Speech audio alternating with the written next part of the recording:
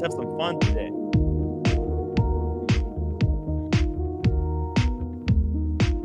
What watch should I wear?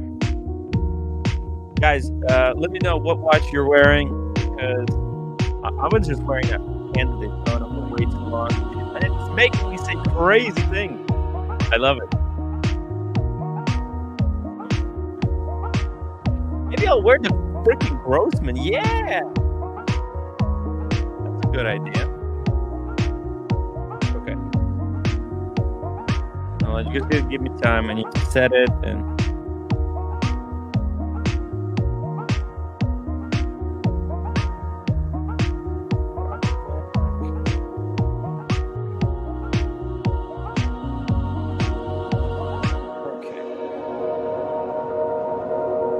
Let's start the show. I'm just putting on the Grossman. Just give me a second. Gotta love the Maurice Grossman. I don't know why you guys don't like it. Maybe not 30 grand for some, but I think this watch. Boom. Simple. Very cool. I was wanting to talk to Higgins. And Higgins said that I should I'm not worthy of the watch. Are you guys worthy of all the watches that you wear? Oh, hey, let's say hello to Dingo! Dingo, baby! Timmy, are you going to give me what I need today? Yes, yes, you will. Yes, you will, Dingo. You just wait. Oh, actually, fucking do it. Dave, VIP. Supporter of the show. So, you know what? First class, Dingo.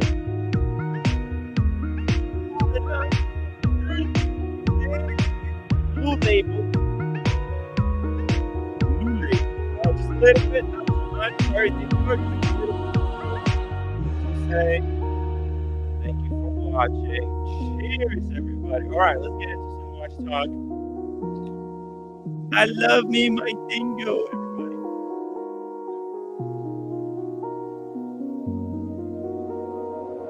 Cheers, buddy.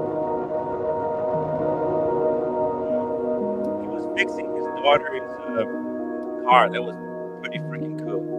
Dingo's a cool guy, everybody. Be good to say hello to him in the chat if you see him.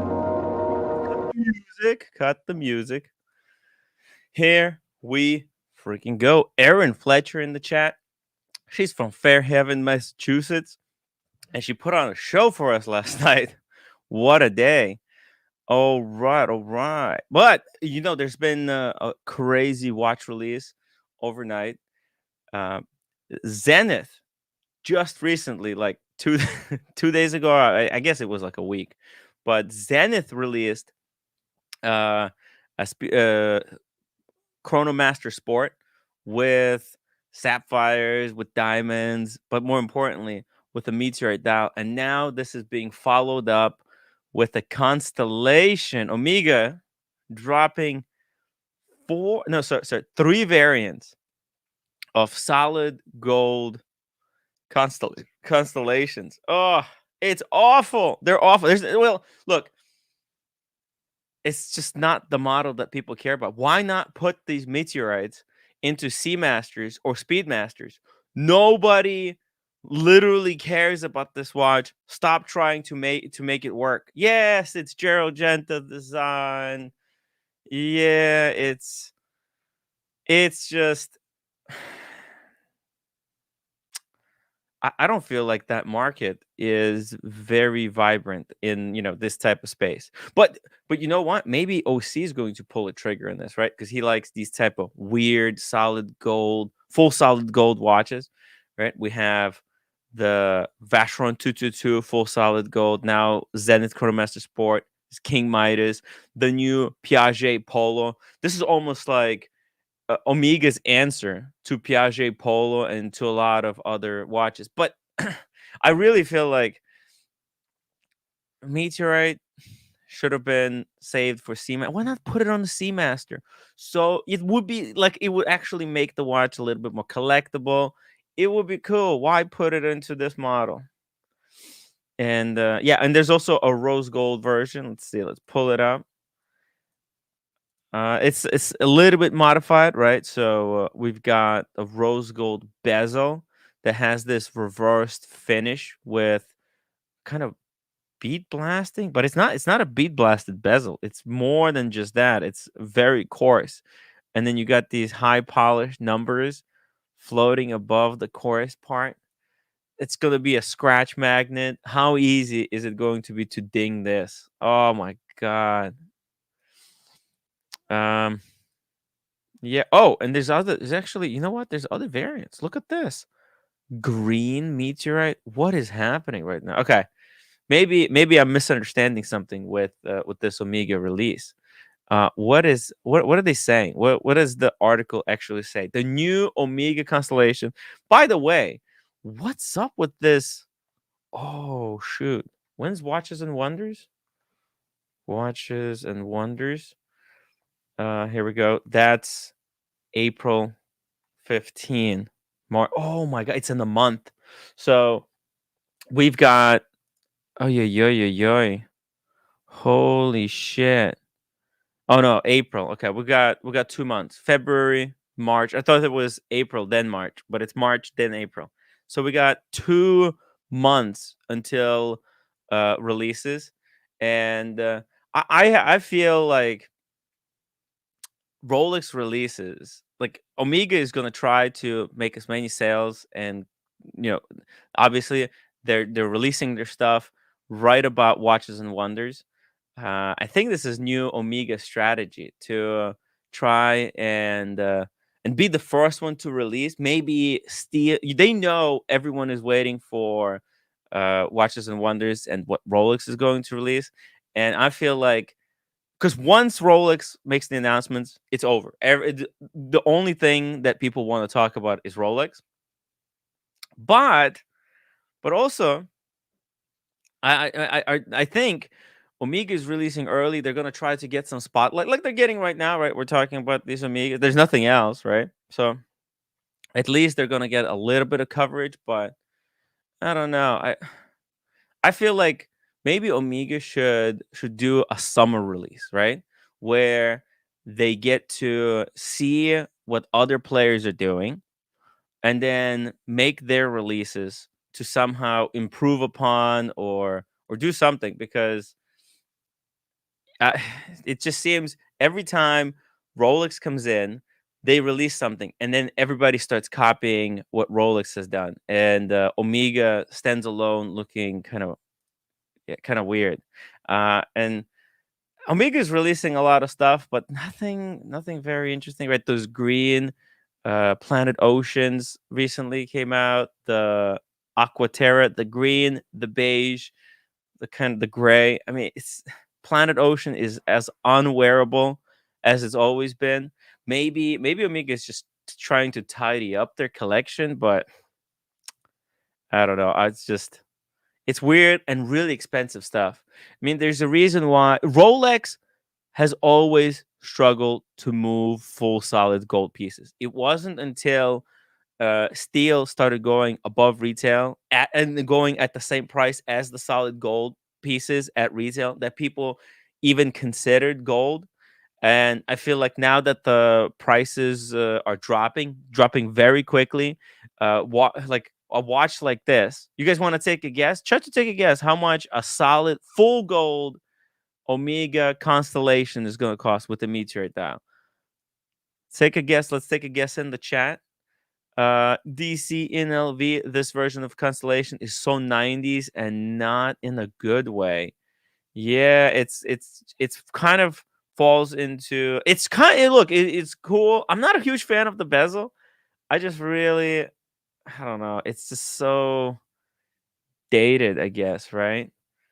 It's that the Roman numerals XI2, 4, 5.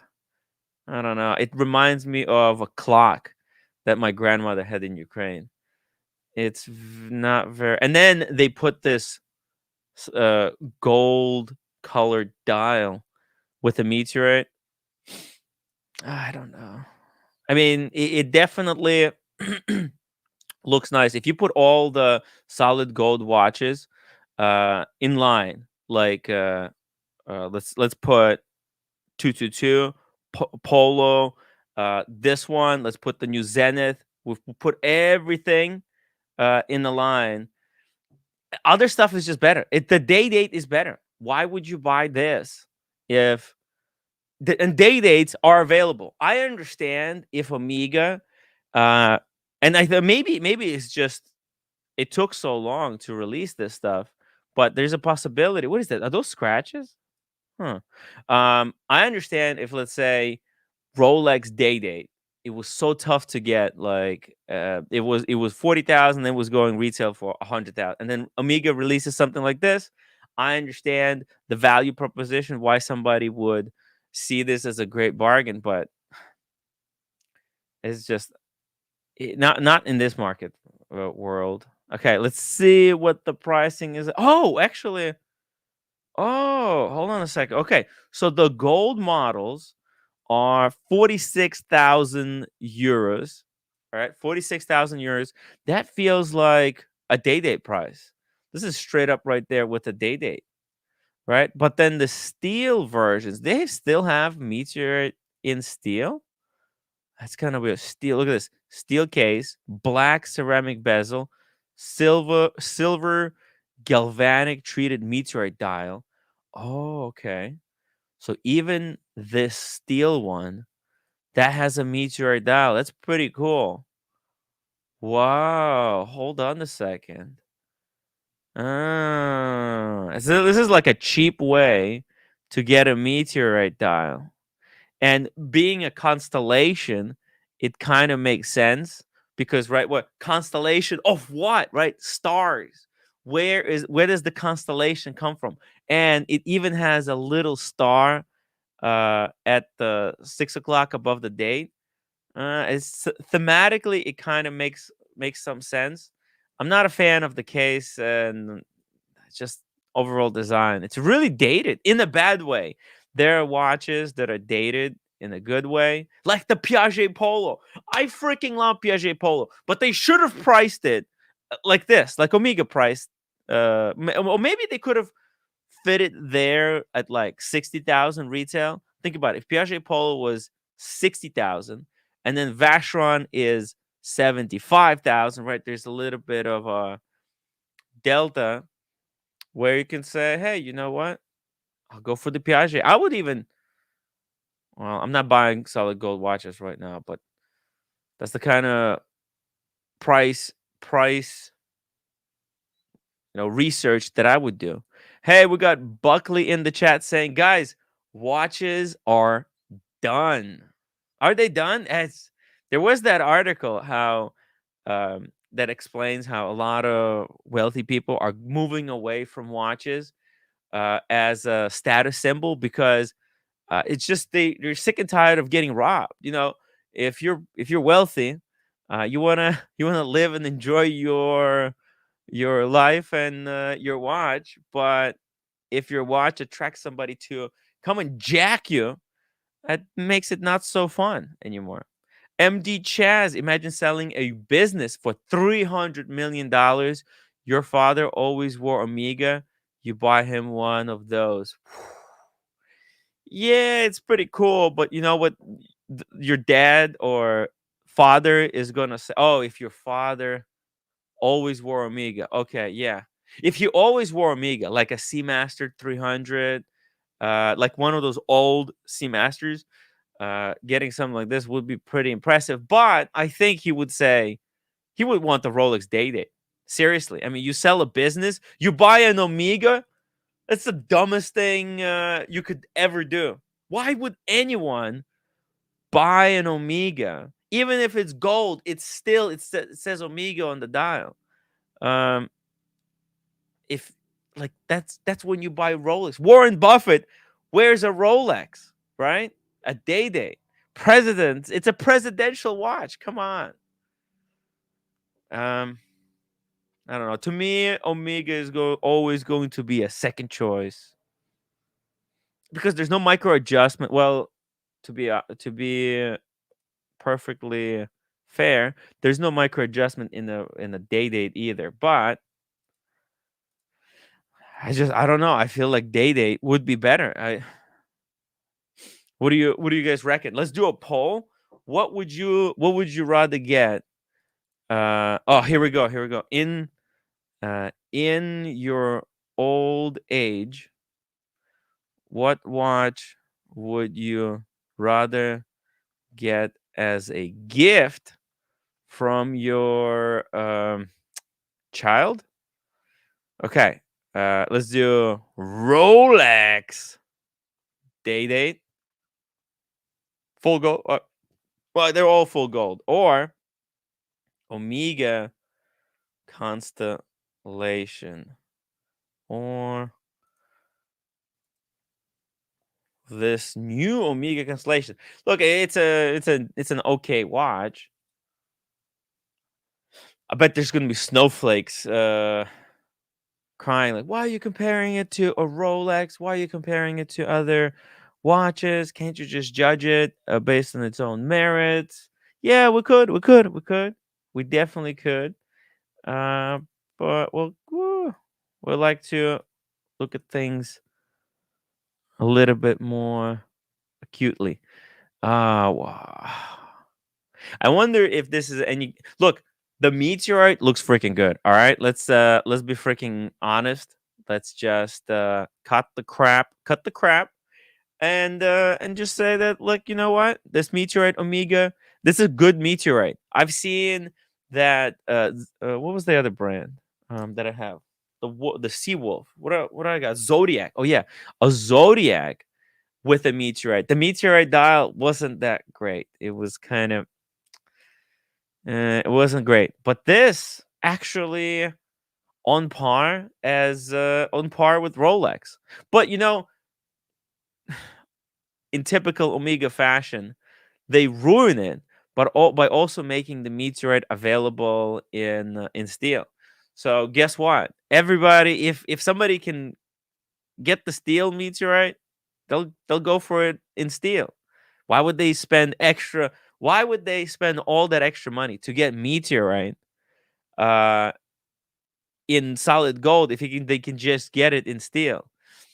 Right? I think everybody pretty much understands that meteorite, it's not really as rare as Rolex makes it out to be, but it is somewhat rare in Rolex, and Rolex goes to an extra step to make it special. This feels like, here we'll just give you everything. Like, dude, that's too many. It's too many. It's like, okay, you've seen one meteorite, you've seen them all, and here they just blast you with what, 6 different variants? I don't know. Let's see, guys, vote in the poll, and while you're voting in the poll, please also make sure to smash that vote button and say cheers to Dingo Dave. Dingo, come back. Cheers, Dingo. Mm-mm-mm. Mm. Hmm. This blue label is not as great as a blue label that I had in the past. I wonder, maybe it's a bootleg. It was a gift after all. Maybe I will send a bootleg version. It's just it looks like a blue label, but in reality, it's Johnny Walker Black.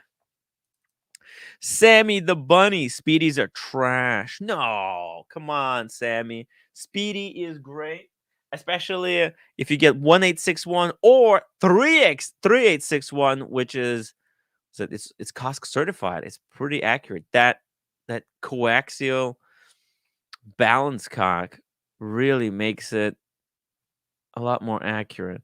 But why not put meteorite into this, right? Think about it. Meteorite Omega. That's what we need, not the constellation. Type 1 in the chat if you own an Omega constellation. Let us know. If you by the way, if you own the constellation, let us know. Send me pictures of your constellation. I would love to pull it up. And I want to see how you're wearing it. I bet there's a way to rock this watch in like a good way. Like you could do something. I'm not talking about the solid gold one. I'm just talking about the regular constellation. It makes for a great lady watch too. Wow, look at this. Oh, by the way, I don't know if you guys seen it, but look at that. The 8 seems like it's not in the right place. That kind of looks weird. They shouldn't have even put the date on the constellation. If you're gonna have a meteorite dial, why? Why ruin it? Oh, what is this? A blue meteorite? Is this gonna be? Well, is Amiga going to try to make this blue one desire? Oh, it's almost like an integrated blue bracelet. Oh, sorry, integrated blue dial steel sports stunner. Hey, look at this. Actually, it kind of looks a little bit like Nautilus, right? Look at that. Oh, come on. Okay, this one. Yeah, it's kind of Nautilus. It's kind of AP, even a little bit of AP, right? Because Genta design. So we got integrated bracelet. You got these weird center links. Interesting stuff. No crown guards, right? There's so many people always complaining about no crown. Like, I don't want crown guards on my watch. What about get this one then? No? Bruce G Constellation and Globemaster gave my girlfriend an old Constellation. Very nice, Bruce. Constellation is great. Especially like they make really tiny, small, lady-sized ones. Those are fantastic. Very cool stuff. Very cool. Ooh, look at this full yellow gold one. Wow, this is my favorite one actually. Out of the whole bunch, it's just I think Omega would have been more impactful if they just released this one by making a rose gold, a fucking blue one, black one, rose gold one. It's just it dilutes the whole situation. Look how impactful the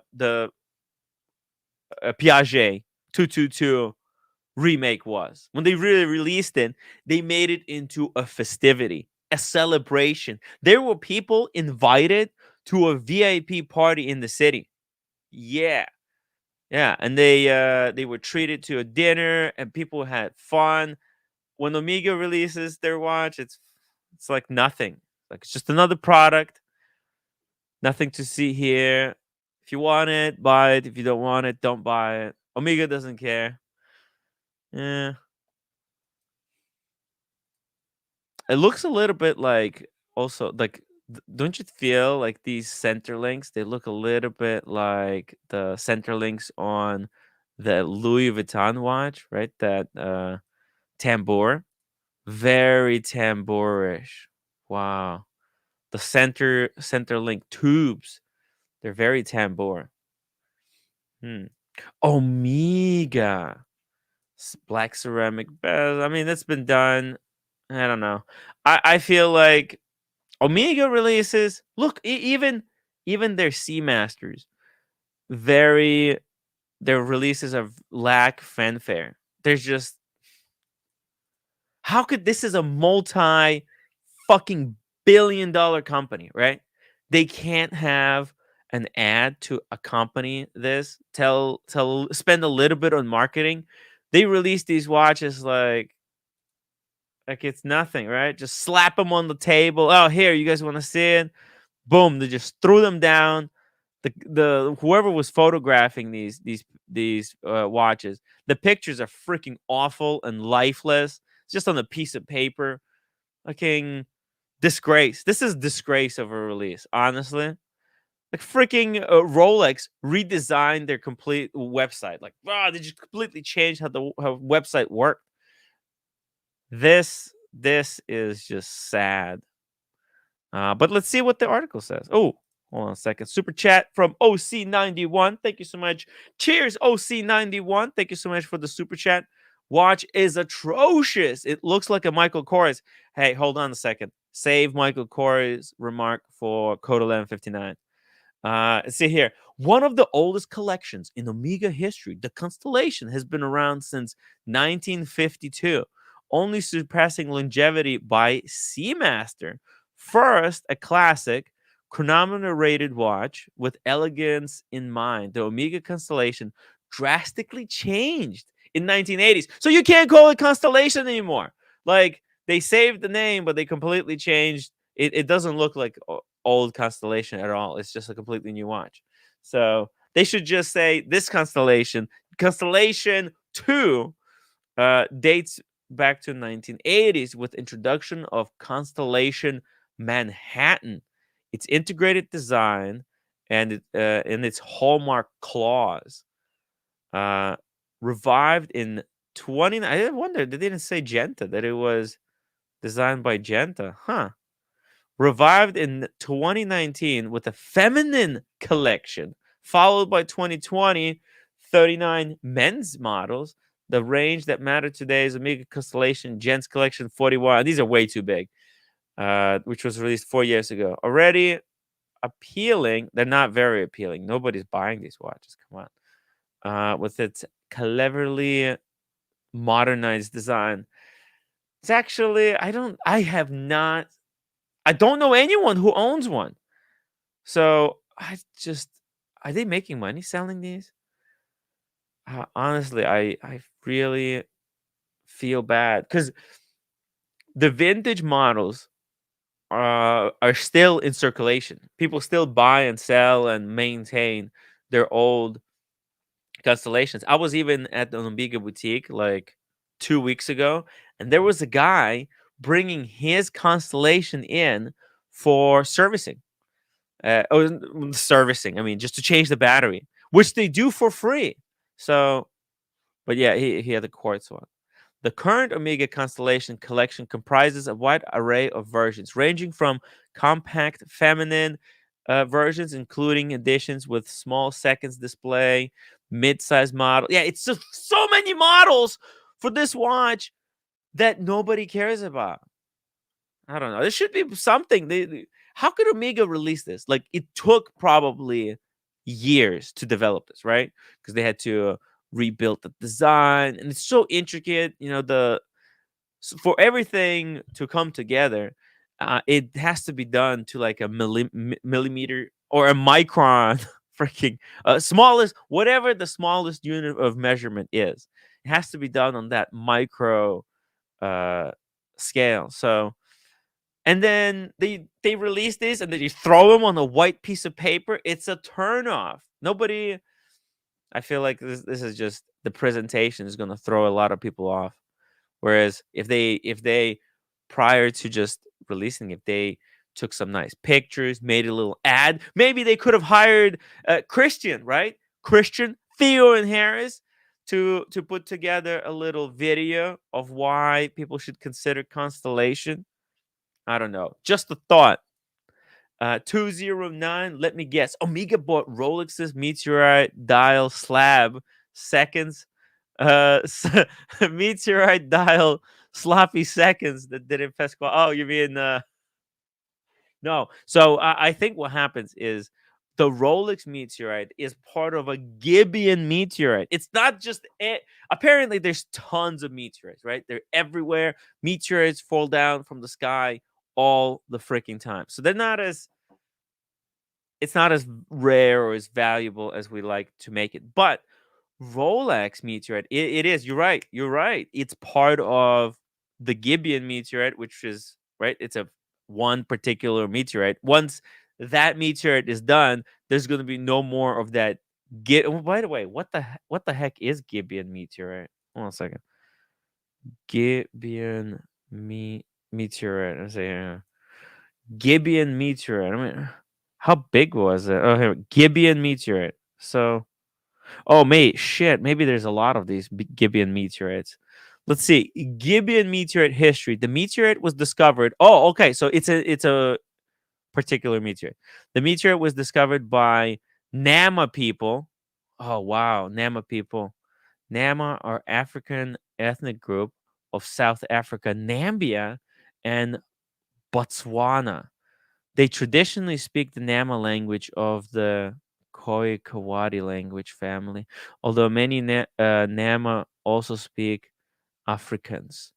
The Nama people are the largest group of Kihoi people, most of whom have disappeared. Okay, well, this is complicated stuff. Africa.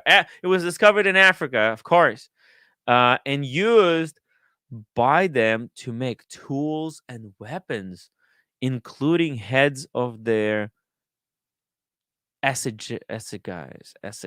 Interesting. Gibeon Meteor on a post street mall in Wendioke. Holy shit. So it's like, look at that. I'm guessing there's just so much. Look how much of this meteorite there is. God damn. They made trees out of them. Holy crap. It's like decoration. There's the art installation with so much meteorite. And look, they split that one open in half. All right. So, okay, what is this Gibeon meteorite? Between 1911 and 1913, 33 fragments of meteorite were collected in the vicinity of Gibeon and brought to the capital, Windhoek. They weighed between 195 and 506 kilograms. That's between 430 and 1,116 pounds, and were first stored, then displayed at the Park Zoo as a single heap. Huh. Uh, in 1975, a public fountain displaying the meteorite fragments was planned.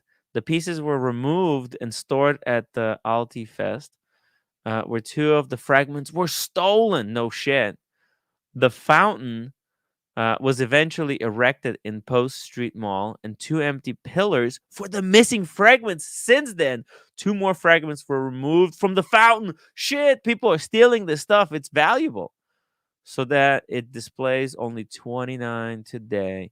So I'm guessing this is the one, right? So probably Rolex got one or got a part. You see here that boom, that one is missing. Somebody ripped it off. This shit's valuable, guys. You can make dials out of it. Ah,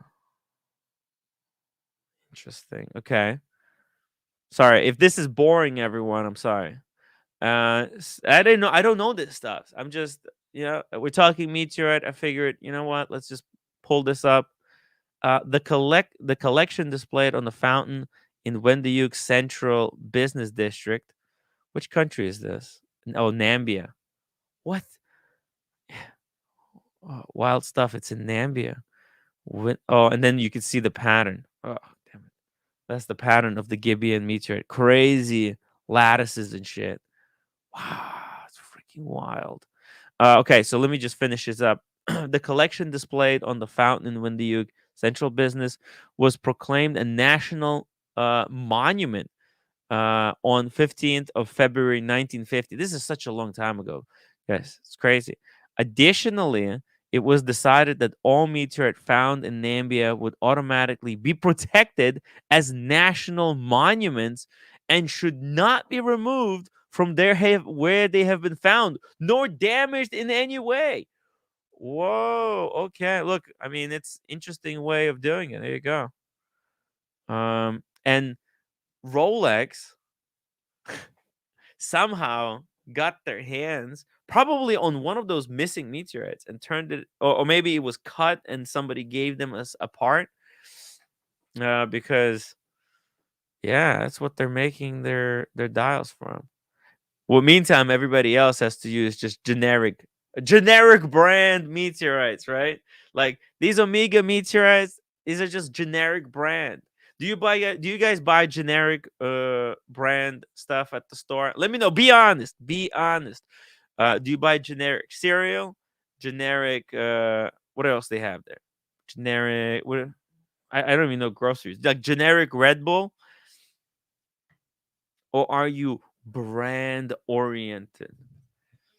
I mean, usually brand stuff tastes a little bit better. I don't know. People say that no, it's the same. The generic brand it's the same.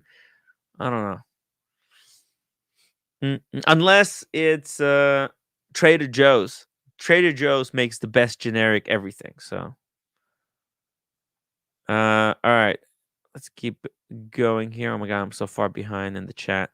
Awesome Pawn, $2 super chat. Bought a watch from a boutique. I am broke. Which watch did you buy? Especially, oh man, Awesome Pawn. If you buy one of these, it's instant. It's gonna make you broke instantly. Ah, jeez. The green one is kind of crazy. Look at that. Look at the lattices. Okay. Oh, let's see what Omega says about their meteorite, right? Because that's what ultimately this is all about. What type of a meteorite are we expecting to see here? Okay. Here we go. So, okay, we'll find out about the awesome pawn and OC91 $2 super chat. Omega uses lab grown meteorite. Well, I don't know, but we're gonna find out right now. So I think there's a little bit more of nonsense here. They're talking about the constellation, the history, constellation Manhattan family, blah blah blah. Let's get to the meteorite. Okay, here. These 5 new Omega constellation, 41 millimeters. So this is chunky stuff. Remember, Rolex day date is 40 mil. So this, in a way, is bigger than a Rolex watch. So foremost displaying new dial. Okay, so here we go. Part of fifth generation. This is fifth generation of constellation. Okay, and first and foremost are displaying new dials made from meteorite. Okay, what kind of meteorite? With 3 models available in steel and 2 in gold, the dials are produced using meteorite coming from Sweden. Okay, here we go. The Muni Munio na Lusta meteorite. What the F is that? Pull it up, Timmy. What is Muni? You know what? It doesn't sound as cool as Gibeon. All right, I said it. Gibeon just sounds cooler. Just like Rolex sounds cooler than Omega. Omega sounds like beta soy compared to alpha, right? Rolex, there's just something to that word, Rolex. It's alpha. It's a watch for alpha. Speaking of beta soys, I'm wearing a Maurice Grossman. Yeah, this kind of looks like a meteorite dial, actually. Okay, but what the heck is Maunia na Lusta? Oh shit! We're it takes it. No kidding. I did not read this article. I trust me. Trust me. Manuel Nalusta meteorite. All right. So is a meteorite classified as fine octahedrite, which impacted northern Scandinavia, west of the border between Sweden and Finland, about 1 million years BC. Yo, okay. This is not a regular meteorite. Okay, this is spicy. This competition is good. So, but Sweden and Finland, it's like, ah, it is weird. Think about it. Is Omega is trying to say something here because they could have chosen any meteorite, and so knowing that Rolex meteorite comes from Africa, right, where all the blood diamonds, all the good stuff comes from Africa, all the oil, all the gems, right, and here Omega takes a meteorite that fell between 2 like whitest countries in the world. Interesting. Interesting. Oh look, but the pattern on it is freaking gorgeous. I wonder how much they paid for this meteorite. The first fragment of Mauna Usta meteorite was found in 1906 near the village of Kitkoijarvi. Kokijarvi. Difficult names to pronounce. Father Time, $2 super chat. Meteorites are not rare. Go buy a block on eBay. Okay. Second. Okay, so this is Gibeon meteorite. eBay. Uh, real meteorite. I don't know. Okay, real meteorite. Okay, is this real meteorite? Could this be? Is this a real deal? I mean, it looks kind of real. $134. And how big is this part? Okay, it's not that much, but it's not. I wouldn't say this is fucking end of the world expensive. Because I mean, personally, because when I didn't know anything about these meteorites, I was thinking like, hey, it's got to be like in the millions, right? No, but what? Okay, 276 Great British pounds for a block like this. Eh, you could make some dials out of this. I feel like I could make. It depends which way you slice it. You would need to use one of those computer programs that scans the meteorite, scans the surface, maps it in 3D, and then tells you, right? There's special software. You know what I mean, guys, right? It'll tell you like how many slices you can get out of it. Oh, you have to cut it this way to maximize your part. But there's going to be a lot of waste. I don't know if there's going to be 1,000 dials for Malnair, but yeah, no, this is big money. 300. I mean, I don't think $300 is it that is it a lot of money? Let me know. I mean, look, I think the particular. This is why, and I don't even know if that meteorite is real. How would I know? I'm not a meteoriteologist. So yeah, but this thing, let's say, first fragment of Muna Nalusta meteorite was found in 1906 near the village. There are around 40 pieces are known today. There are 40 pieces, some being quite large. Other fragments have been found in a 25 by 15-kilometer area. Okay, approximately 100. So, I mean, I bet this cost the millions, or maybe not millions, but it's got to be a lot more expensive. So the meteorite was first described in 1910 by Professor A.G.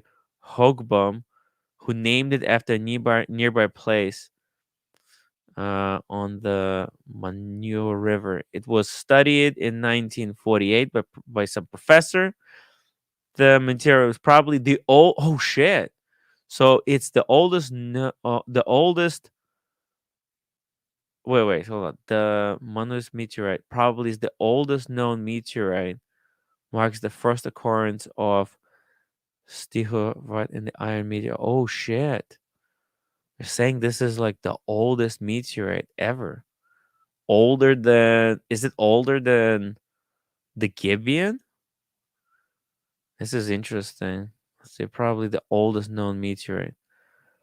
A billion years ago. Okay. What about the Gibeon? How old is the Gibeon? Because for what I was reading, they said like Gibeon was like 8 billion years old or some shit. Let's see, composition, classification. Is there age? Let's see here. Found date 19. Oh, it was found way earlier. Does it say?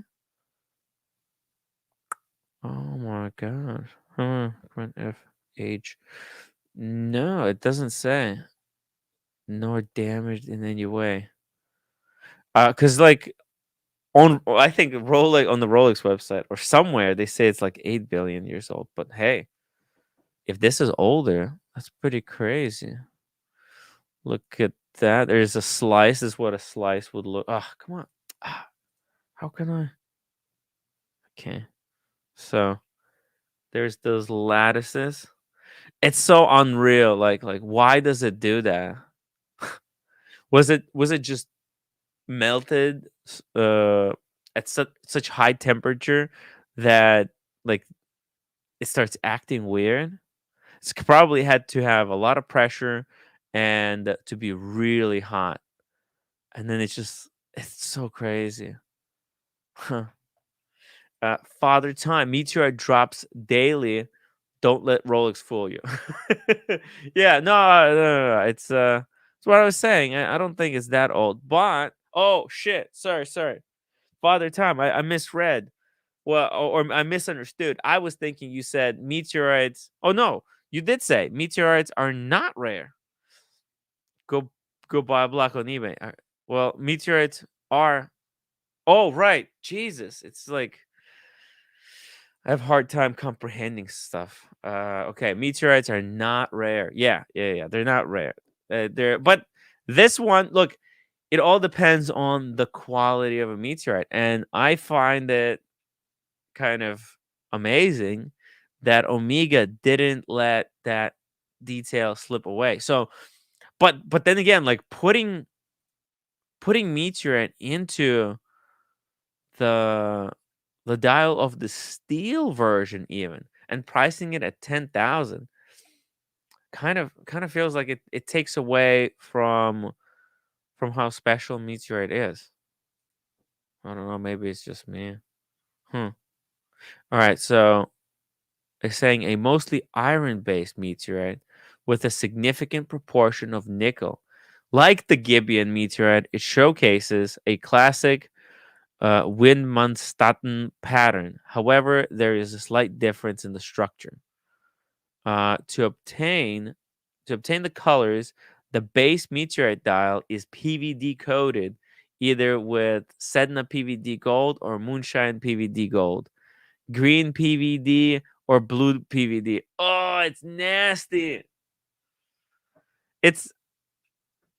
I mean, I don't understand. Why wouldn't Omega just let the natural look of meteorite just shine through? Why'd they have to color it? Because that coating, the PVD coating, um, I kind of sometimes I like.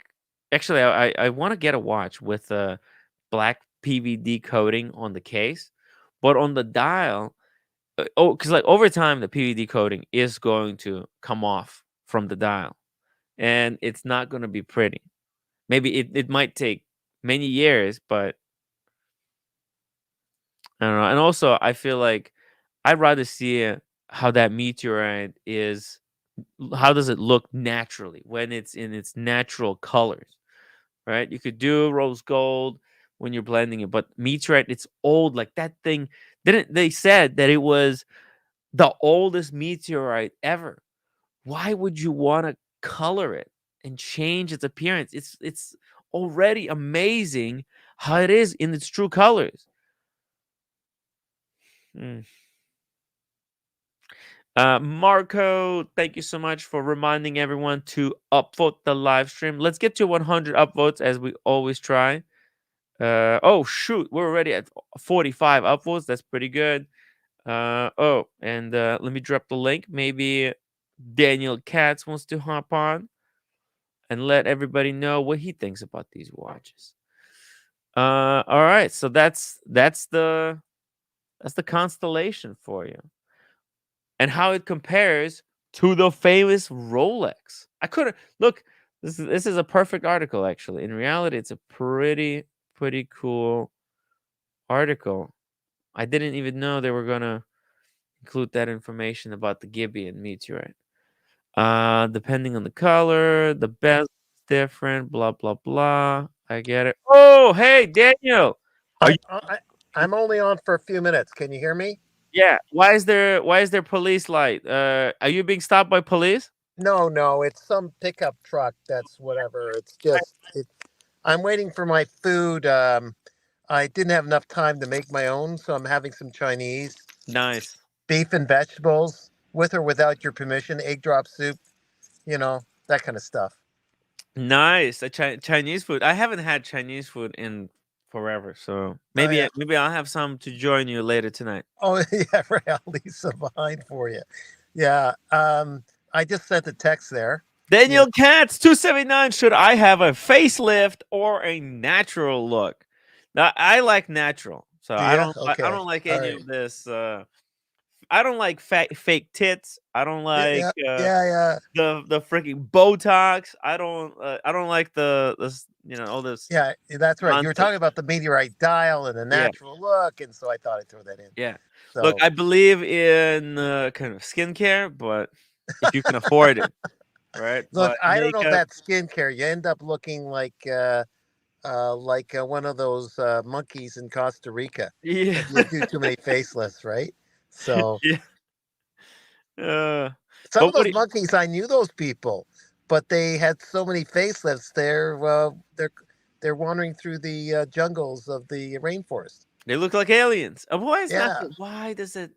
Yo, I always thought like, if you change how you look, then it's gotta be like insecurity, right? Because there's only one reason why yeah, you would want to change something cosmetically about your own looks, and is that you're insecure in how you look.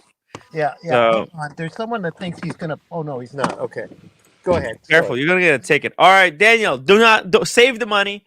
Don't spend it on Botox. Yeah, just Get take another out food. Rolex or Constellation. No, yeah, or that trip to Florence. If you somehow pull that off, I'm not sure, but Yeah, I don't know. Not no. I think that the Florence trip is off. okay, no worries. Unfortunately. Oh, okay, all right. Anyways, Yeah. I'll chat with you later. Okay. Yeah. Okay. Okay. Bye bye. Cool. Take care. Yeah. Unfortunately, it's just how it is. Ooh, wowzers! Check this out, guys. Cased in time. They have 20%. You can get 20% off for all Tim Wright subscribers. Use code Tim Wright, guys. I'm literally, I'm telling you, I'm not sponsored by Case in Time. It's just freaking great product. I've tried to find something similar, uh, maybe cheaper, but there's nothing else like this out there. Cased in Time, boom, and now you can get 20% off. Freaking nice. Check it out. Got roommates watch in here. This is how they work. A great gift for a watch enthusiast in your life.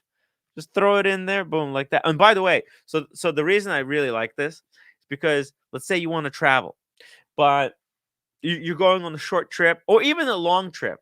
But you don't want to bring your entire collection. It's just gonna get robbed at the border by border control. We know how these things work, okay? Unless you're some high value diplomat, you're getting jacked. All right. So, but what you could do is you can carry two watches with you. So you have one in the roll, that's your extra watch. And you got one in the wrist, one on the wrist. Then at night in your hotel room, you just open the case and you have place where to put your other watch. Boom, look at this. Now. And then in the morning, when you wake up, you have a choice. You could choose which watch do you go with? Do you go with A or with choice B? And yeah, and that's how you choose. I love this product. Pretty cool stuff. Get yourself, guys, cased in time with a Tim Wright code. Oh, probably should have dropped the link to the website, right? Let's see it. Drop the link. It's really good stuff. Let's see it. I like the green one. Blue. Oh, wait. Let's see. Let me add a few colors. And now they have even these pouches, but the best thing is this. These are the best. There's also about effing time version, but they're no longer functional. There's no more about effing time. They went out of business. They couldn't keep. Hey, you know, maybe this show is gonna not gonna be able to go on for much longer. I don't know. Look, Cased in Time. Who predicted in 2023 that Cased in Time is going to cease making videos, podcasts? Nobody. There's Bamford edition, a red bar. I know actually they were working with a Sheen to make uh the Timeless Watch Channel limited edition. Oh, whoa, look at this. If you get a Panda combo, there's a $30. 30 pounds. 30 pounds. Let's see. Tim Wright. Does it work? Bam. Uh wait. So Royal Mail. Oh, did it apply? Oh, minimum is 60 pounds. Okay. So you have to minimum 60 pounds. All right, let's update it. Let's just as a test. Let's put it here. Okay. Ah, there we go. So it removed 14 pounds. So it's almost like getting a free second pouch. Very nice. Very nice, guys. Check it out. Check it out. The Cased in Time. Getting nice watch pouches. And used coupon code Tim Wright. Tim Wright. Actually, 20% is very good. So it's like you get three, you buy three, you get one free. Cool. Cool, cool, cool. I love mine. Cased in Time, they were so cool with me. I just contacted them on Instagram because I really liked the product, and they sent me like freaking 10. I gave them all away. I gave one to everyone. Like I think I gave one to OC, one to Diego. I gave one to Carolyn. So many people got one of those Cased in Time. So if you wanted to get a gift for someone who's a watch geek, it's a perfect gift. 20 pounds, not a big deal. You can get one for yourself and one for your roommate. Father Time, $5 super chat. Omega is just providing options. You can buy an untouched Meteorite dial or colored dials. Something for everyone. Lighten up, breathe. Omega just providing options. You can buy.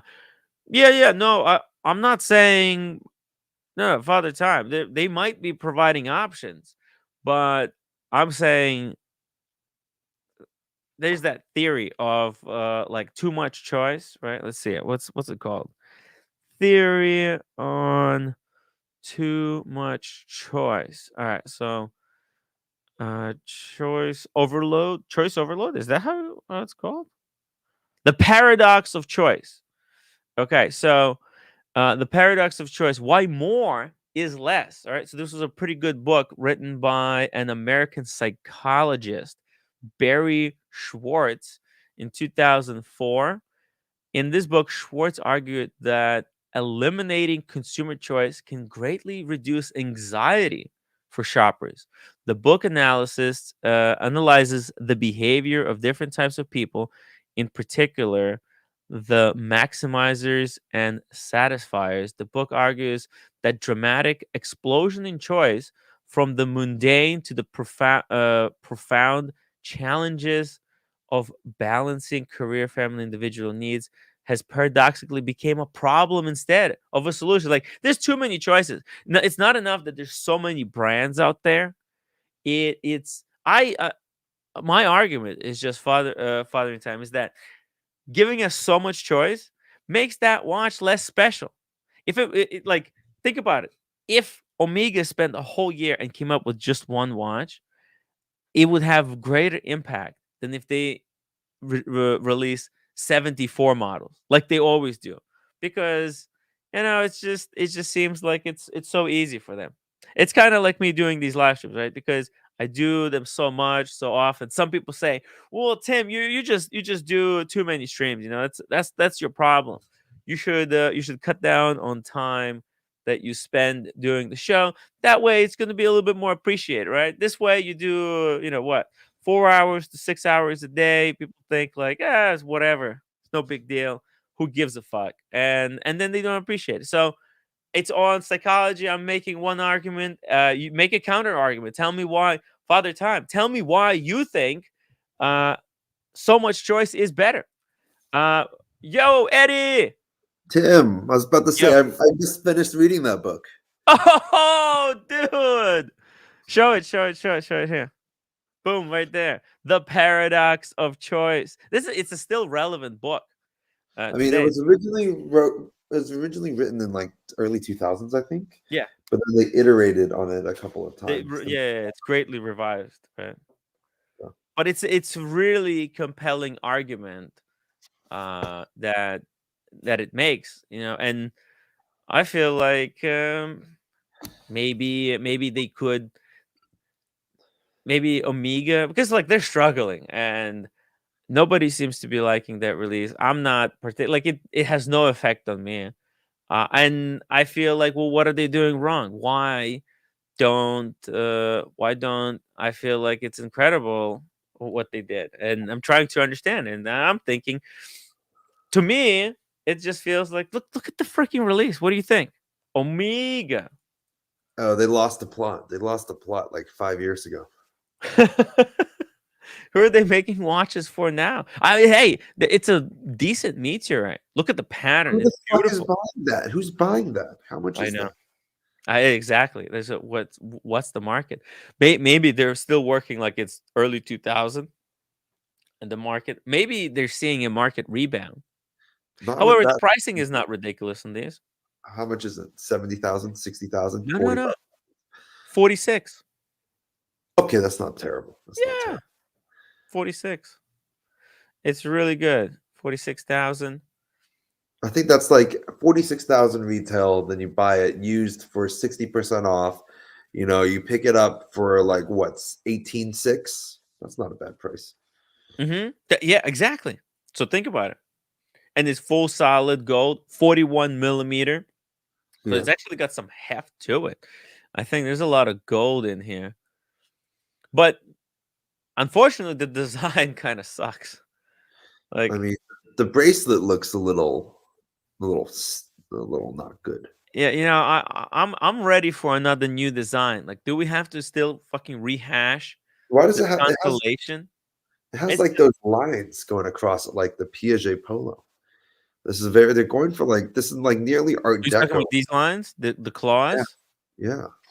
Actually, hold on. Let me pull up the Piaget Polo. That's a great because it's a great comparison. Those two, the new Piaget Polo, but the new Piaget Polo is like double the price. Yeah. Piaget Polo is a bad It's idea. crazy, right? I think because Polo didn't release 7 versions of the Piaget Polo. Well, they have the regular model, 7 versions, but they didn't release this one as 7 different dial configurations, right? It's full impact, I feel like, right? It's full impact. Oh, here we go. Here we go. Oh, wow. Look at this. God damn. The Gadroons. The Gadroons. Why is it called Gadru? Yeah. Hey, you know what? You're right. If you look very closely, right? These two lines, they kind of look like those two Gadroons on the Piaget pole, except Piaget pole keeps doing the Gadroons consistently, right? So those two Gadroons are the same ones as the rivets in the bracelet. Whereas in on the Omega case, the Gadroons are completely different style, and then when they come to the bracelet, they have a completely different style of a kind of fixture. They could have made it all kind of identical, right? But I guess that's what Polo did. I mean, I don't know who this watch is for. I think this watch is for. I have no idea. I have no idea. Father Time, $2 super chat. Don't get me wrong, the watch is fugly. No, I'm not saying you're wrong or right. There's just I'm just trying to see that's how I see the thing. And then you guys tell me if you disagree. Let me know how you seeing the watch. I think Eddie, this whole you have the book, right? Which book? The book that you just showed us. Oh, I thought you were talking Yeah. about like a Amiga book. Yeah, and right here we have literally 2 releases, right? Done in 2 different ways. The Piaget Polo, single watch, all attention on Piaget Polo. All efforts went into making that one single watch. Whereas when it came to the Omega, the effort went into making a collection or like redesigning an entire collection. So it's all kind of, to me feels a little bit diluted. No, all I know is like this. I don't know. I don't. I don't. Look I at don't it. know. Omega is released with a nice side by side with nice video. Look at that. They're showing, it's just so staged, obviously. But that could be from a real thing, a watchmaker, showing how, oh man, fitting the pieces into places, showing how the watch is made. There's hands applied. See, like they put some effort into releasing this Piaget. It makes it look special. All right. It makes you go, wow, The Piaget bracelets. fucking worked their ass off to The make this. bracelets Whereas look really Omega, similar. just slap it on the what is this book? Right? Like they just put it into upside down. It's laying on an upside down book. Come on, man. See? I feel like Piaget. It just feels like a more special watch. You're paying crazy big money. Do you want then this $40,000 watch to be Tim, Tim, presented to Tim, you Tim, on Tim, the freaking Bible here, or a Tim, dictionary, or whatever they put it on? Tim, who is this? I just want to double check real quick. Yeah. Who is this commentary for? I don't think a single one of your viewers is gonna buy either of these watches. We're just talking about new watches. I'm just talking new watches. What do you want to talk about? Dude, these one, I don't know. I don't know. I just realized like I don't give a I fuck about either of these watches. I mean, it's an interesting. You got to talk about new watches, because then later this stuff comes back, right? In a couple Yeah, of I don't months. think this Omega is coming back at all. I think this Omega is already You gone. think you think could Omega be filing for bankruptcy No, I in think this watch is already 2024? on its way out. This is probably a limited production of 50 watches because they can only sell 45. Well, the meteorite that they bought is limited, but I don't think. Let's see. I think these are not limited editions. This is just full There's a, production. the meteorites Yeah. are not rare. Okay, No, no, there's no. It's a full production. This is not a limited edition. where should Unlike make Speedmasters that they limited, this is not limited. Look at this. They're not saying there's 5 models. It's full production. It's just full production. There's 2 steel models, and to the look, they also have it in steel. What do you think about that? Do you want the meteorite? what? It's What the is that? same meteorite that they put in the gold one. They have it in the steel for 8,000. Oh, that's not bad. Okay, that's an interesting Wait, price wait, let me point. just check. Is it 8,000? Oh, no, no, sorry. It's 11,000. Okay, that's not a good price point. 11,000 for this. What do you think? Would you That's that's a little much. That's a little much. 8,000? No, I mean that's right there. I mean, you just said it was 11,000. 11,000. Well, no, no, 11,000. It's kind of the price point. No, Steel Sports. Would you rather have this Constellation with the meteorite, or a Speedman? Oh, sorry, or a Submariner at retail? To be Right. honest, if the meteorite doesn't have a crown, I'm not really that interested. Mm-hmm. Yeah, I mean, that's the thing. Like Rolex, they know how to make things special, even if they're not, right? They go kind of above and beyond to at least present it in such a way that people think like this is more valuable than it actually is. I mean, it's like the The bezel on these. presentation is everything. This is not a luxurious presentation. Omega totally failed this launch, in my opinion. The I don't know about article is decent, but sale, this is fucking bullshit. but like, who's buying this watch? Who's like their target demographic? Well, it would be really, really rich people who just sold a $300 million company. Like, I think with like Omega, it's probably going to be like the Asian market, older. This gold going to be like for older Asian dudes because that's like one of the only markets where the Omega brand is still very strong. Old Asian guys. Oh, maybe China. Yeah. Maybe they're Yeah, just gonna dump all of this into China. yeah. Just send all of these models. Just oh, actually, that's probably where they're made, right? Since it's Omega, all the bracelets are probably made in China, right? I'm like, yeah, I Could don't know. save them the shipping cost. Yeah, this watch is a little strange. I'm not. I don't. I also don't like the date at 6. I feel like the date at 6 is, even though it's symmetrical, it's very feminine because that's what Patek does in all their women's watches. It was originally, I think, it was released as a women's watch, anyways, and then it's popular women's watch. It's a really popular women's watch. It's a great women's watch, but I mean, it's solid movement, right? It's got that coaxial, but right, like you pay 40,000 for that Omega, you get the same movement that's in Aquaterra I mean, for 6,000. like this watch would be a good. I mean, like this Constellation is a great watch at 3 grand. I don't like the bezel, honestly. Like I just don't like the finish. Also, The it'd be really hard to refinish the bezel if there's like a scratch right. on it. Oh yeah, imagine, because you could get it so easily damaged. Yeah, These Roman numerals, they're sitting on top of the bezel and they're polished.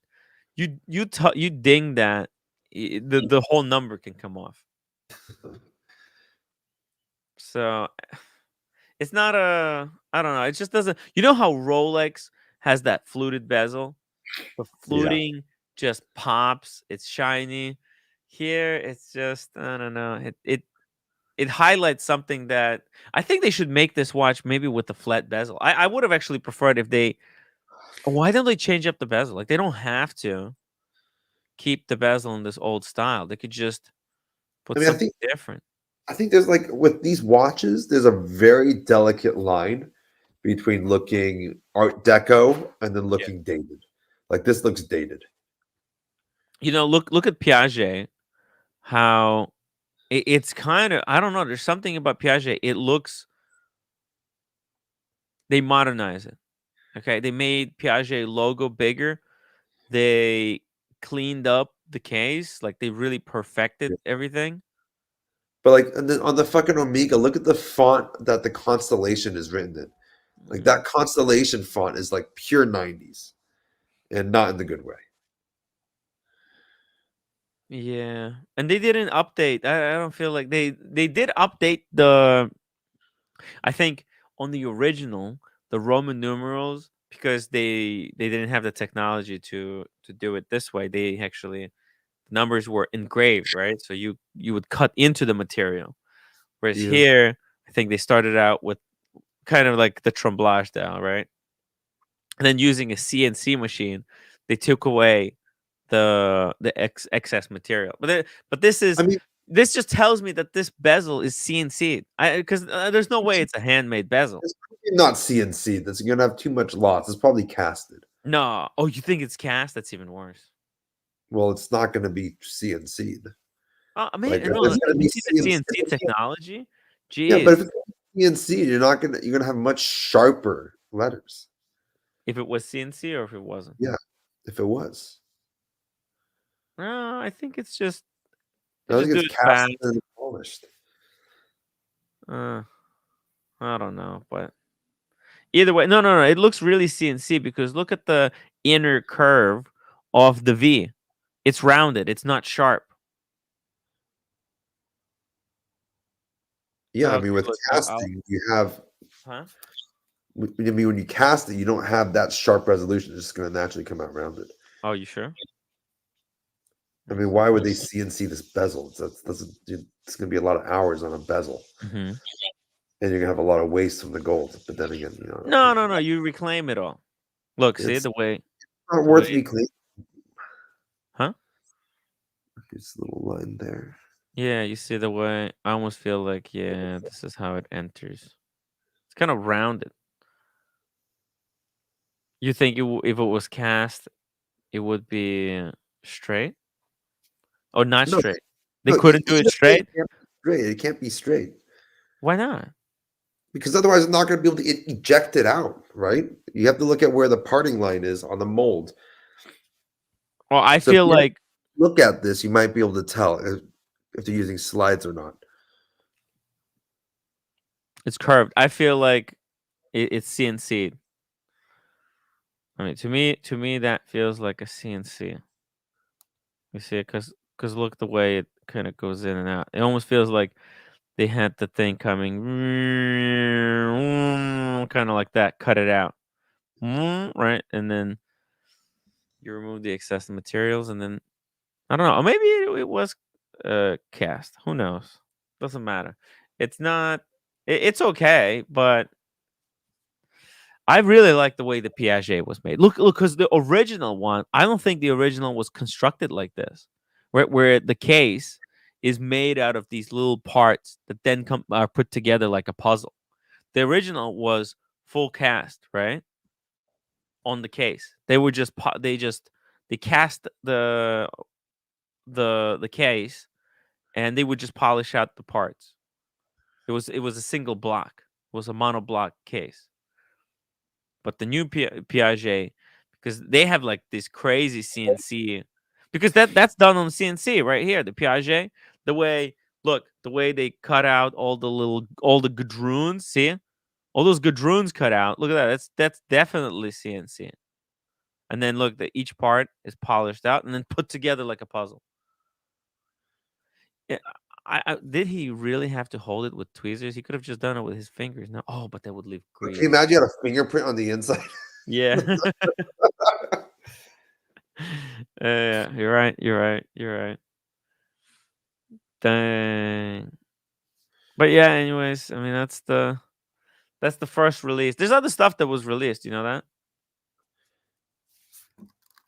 What else? I mean, I don't. Omega The new shit. Citizen with a date. Citizen. Yeah. Automatic movement. This Citizen, by the way, kicks so much freaking ass. I'm actually You're gonna I'm buy actually one? I'm actually considering the no date version. This is a date version. Look at that. Citizen Watch Co. It looks like the Seiko automatic movement, doesn't it? Huh. But this is super accurate too. And then look at the asphalt dial. It's got the asphalt dial, Citizen Like a, logo, Eagle. it's like a Patek Philippe. Yeah. Dauphine hands. It's expensive though. I think this is like, I don't know. You want to take a guess? 100, How much? 15. 1,500? Yeah, Dude, I mean, come on. 800. Look at the 7 on the date. How cool is that font? It's very cool. I mean, the comparatively, like Tissot does full in-house dates, not small seconds for $600 to $700. So Citizen, No, but maybe. this no. Hold on a How much? second. How much is it? There's no finishing on the movement. This No, can't. there's finishing. Yeah, no, there is finishing. It's just not Swiss finishing because it's a Japanese watch. So it's got I mean, a Japanese type of finish, which is a little is bit that different. Well, no, it's just different. It's a little different. It doesn't have Geneva stripes. It has kind of a you see it's satin. There's a side finish okay? here It has a on the cheap road. finish. Well, it's different finish, I would say. Different. And then look, even the bracelet, it's got like brushing, polishing. These top corners, they're polished. Then look at this. See, this under part of a link is polished, but the tops are brushed. That's interesting. You see how it alternates like that. It's got a little bit of royal oak going on. How much? How much is the price? I think these are going to be expensive as hell. 8,500 Are euros. you Okay, that's kidding not me? bad. Yeah. I'd rather have the Omega than this watch. No, but I don't know. I mean, there's something cool about this watch. It's sports. It's asphalt dial, like the new Calatrava asphalt, right? Oh, by the way, I had this poll running. In your old age, what watch would you rather get as a gift from your child? A Day. Rolex Day or Oh the yeah. new Omega Constellation with the Meteorite dial? 80% said a Rolex Day. 20% said they would go with the Omega, which is hey, that's pretty cool. Yeah. It's controversial. Not very controversial. It looks like it's one sided, but hey, it's tough to beat Rolex. Let's be honest. Yeah. So this Citizen, huh? Right? There's different choice, and this is a date version. And Citizen also they released like a crazy expensive, super accurate quartz movement. So they have interesting stuff. Uh, Buckley says 14% of the chat has lost their mind to choose the Meteorite over so choose the Meteorite Omega over the Day. Yeah, it's crazy stuff. Oh, the Patek Ellipse is pretty cool. Hey, actually, it is really cool. It is really cool. Let me pull it up. Which models do they have right now? Ellipse. I'm I think expecting a new ellipse actually. Okay, right now they have the blue one and the chocolate. These are so cool. Look at this. It's the ultimate classy men's watch. Sean actually I think should have one of these. these are so like understated. Mm. They're so subtle. They're making a comeback. I think this is a really cool watch. This is a really cool watch. Especially if you can get it at a really nice discount. I mean, you can Right? buy these used for $9 grand, something like that. What? Yeah, from like the really The old ones, smaller like one though? Would it 9 to be 15. you would have to get the smaller one, right? Oh, Yeah, here, the look at big this for size. 20,000. That's oh wow, look at this. But look at What's that. the Doesn't that size? look nice? That looks pretty cool. What's the size on this one? Just really quickly, I want to check Beautiful. what's the let's say. Okay, so it's 32, 35 by 31. So, what's the modern size on the modern one? 38 by 30. 30. Oh, okay, it's 30. Okay, 40 by 35. Okay, so this is so this is older model, slightly smaller. If you have smaller wrists, though, this could be perfect, right? Christian and Theo and Harris style. What 20,000 about the one with the engraving on the dial on the Paddock website? How much is that? That's with the engraving. Oh, that was on the Christie's auction. we talked about this, right? I remember you were saying, I think we talked about this, how you were saying the rose gold one is like 50 grand, and I was saying how it was like less than 30. Hmm. Did we have Yeah, this conversation? and I told you, and I was right. No, It you was. were saying it was expensive. Yeah, well, no, this rose gold one, It's this like is 30, less 60,000. than 30. No, Oh no, it's it is 36. Okay, never mind. 36,000. You're right. the platinum one. The platinum 36,000. one. Oh, it's the The plat. Yeah, yeah, the blue one's platinum. and the blue one Six. is. Oh yeah, this one's 60. Oh wow, what a difference. And it's Yeah, crazy because platinum is cheaper than gold right now, but it's just harder to work with.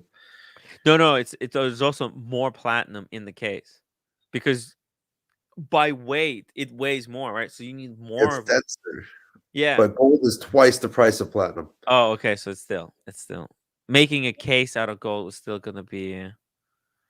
Yeah, and it's not about the price difference. It's not so much about how It's just difficult it is to work with. It's also like, hey, exclusivity.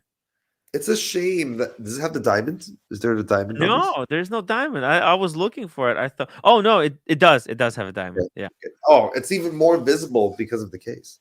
Yeah, it's not between the lugs. It's right looking at you. Do they have a 5738p with the black? Did they make this with the black dial, platinum black dial? 56. 5738p, but like they made a platinum one in the past with the black dial. No. 56. 5738 only. So this watch is 32 grand used. But yeah. Fuck. No, yeah. Well, there's not a lot of them on Chrono 24. What is happening? Well, I don't Like, think they sell that many of them. do you think there's just price is just dropping so fast that they I can't think no keep one buying them at retail. I think the person that would buy this watch up? Hmm. is about like 80 years old and about to die, so he's going to take it with him to the grave. Joma Shop. Look at this.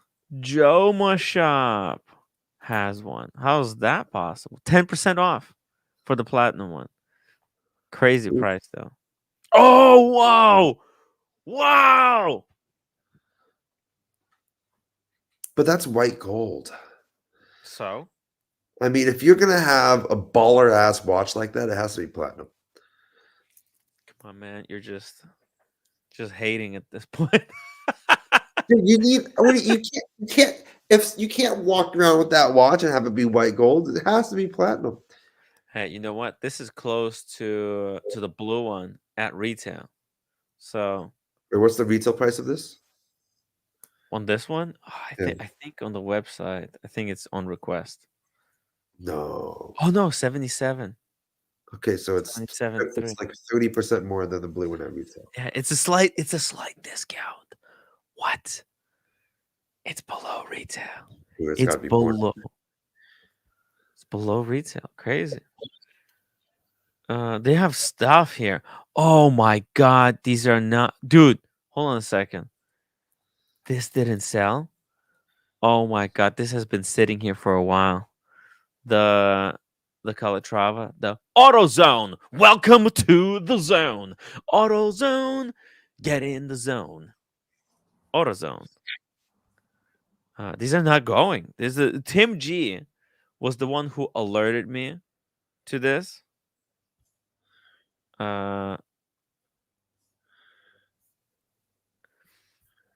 He alerted me to this, and I've been watching it for a while, and it's just not selling. Kind of weird. Kind of weird, you know? I mean, the market's dead, Tim. The market. So what do I do? What do I do? What do I do? When the market is dead, you double down. So what's a good paddock to buy if I want to get into paddock? Actually, it's not worth getting the paddock. Fuck it, I'm not Dude, doing it. fuck it. No. It's this ridiculous. Right now, the problem is that all these freaking ADs, paddock acts like nothing has changed. Yeah. All right. And it's bullshit. All right. It's honestly, it's really bullshit. AP, they're also trying to pretend that everything is okay.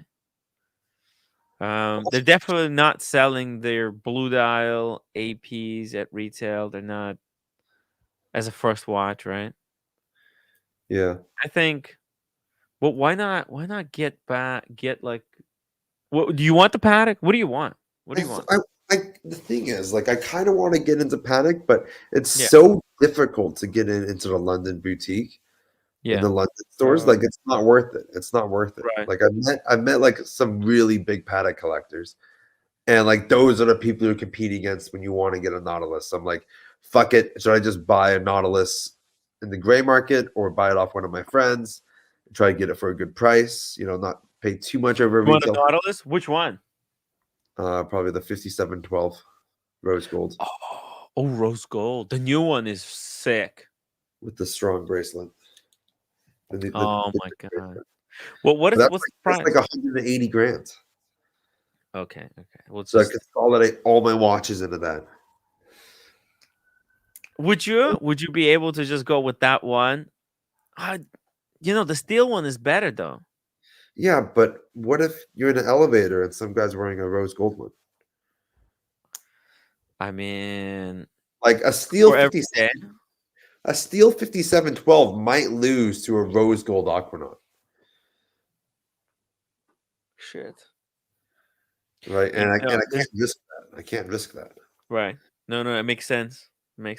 I get Like it. I get it. the only thing that would beat a 5712R would be like Yeah. a 5980R, a 5990R. Well, actually, hold on right there. It depends on which generation. The older generation definitely doesn't beat it. That's Right? true. Like, That's true. If they pull up a 5980 and you just turn your wrist to turn the show them, class. yeah, you show them the clasp, and it'll be like, oh shit, Go home. I gotta calm But down. that would have to be this one. I think the 5990, the new in blue dial would trump it. Yeah, And well, definitely 5719. That's crazy. Well, would it? Or maybe 5719 wouldn't. But yeah. 5740, yep, that trumps it. And then everything else, I feel like, yeah, No, no, you see, beat all those. You beat all of those. Like, yeah, you beat the rest. yeah, like a rose gold 5712R. That's like top Nautilus. You know, it's that. I mean, some might say the 5712R is better than the 5990 because the 5990 is like 13 millimeters and this is 9.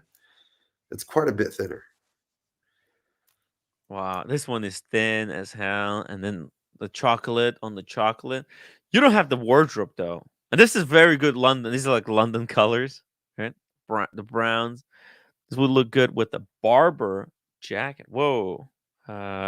Looks like Eddie lost his reception. I'm gonna drop the link if anybody wants to join. Eddie probably is gonna call us back. Yeah. Right. Like, and think about it. How does a constellation with the Meteorite Dial, how does it compare to something like this? So yeah, there's a pricing. Oh, 83,000. It's not even that, like, it's expensive. Yes, it's a little bit more expensive than the 222, but the fact that Paddock has such strong demand, such strong loyal following, makes this watch just feel a lot more exclusive than the Omega, which will be just available any day of the week. Let's see this. It's new. Oh wow. It's like rose gold on rose gold. Everything is rose gold. But like that movement is kind of old, don't you think, guys? So the power reserve is a little bit small. Oh, but yeah, no, the finish is just next level. Mm, pretty cool, pretty cool. I, I kind of like this one though. The Eddie didn't like the Citizen. Obviously, yeah. For him, it's cool. Yeah, he wants to consolidate, get one strong piece, one nice, powerful piece, because he might be graduating school soon. He's gonna have to be looking for work, and I don't know for his type of work, that the field that he's going into. He's gonna need a really heavy hitting watch. Unfortunately, I don't think the rose gold day date with green dial is gonna satisfy, or if it's going to even compete anywhere close. So not that not that it's important, but well, you never know. A weird stuff happens at the higher level, right? Citizen though, the white dial is gorgeous. Look at that finish. I don't know how they did it. Maybe it's stamped. Actually, let's check. What do they say about this dial? How did they finish it? Case. Oh my god. Everything is about this watch is perfect. Case 40 mil. Thickness 11.2. Just chef's kiss. 47 millimeter lug to lug. They know exact perfect size. Case brushed and polished. Sapphire. Blah blah blah. Okay, here we go. Dial is so it's got black sand ripple texture, black sand or white sand, right? White cloud texture dial with electroforming process. Oh shit. I I knew it was something special. White cloud texture dial with electroforming process. That's crazy. Electroforming? What the hell? Electroforming. Yeah, it looks cool. It looks really cool. Buckley says opposite Tim, he's gonna need a watch that's low key. No, but like on that level, it's just it gets so hardcore, don't they? They need some. Uh, they need some really. He could have his.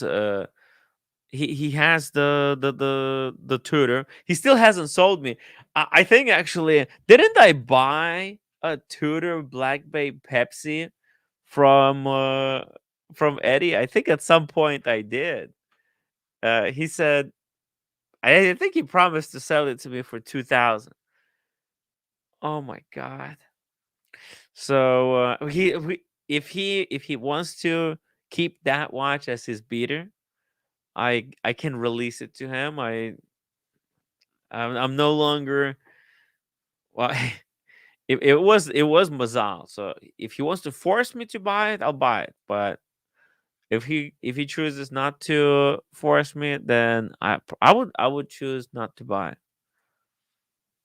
Yeah, because really, it's not looking good. Buckley says, you know how many hedge fund managers wear a full rose gold watch? Zero. Zero. Zero managers with full rose gold watch.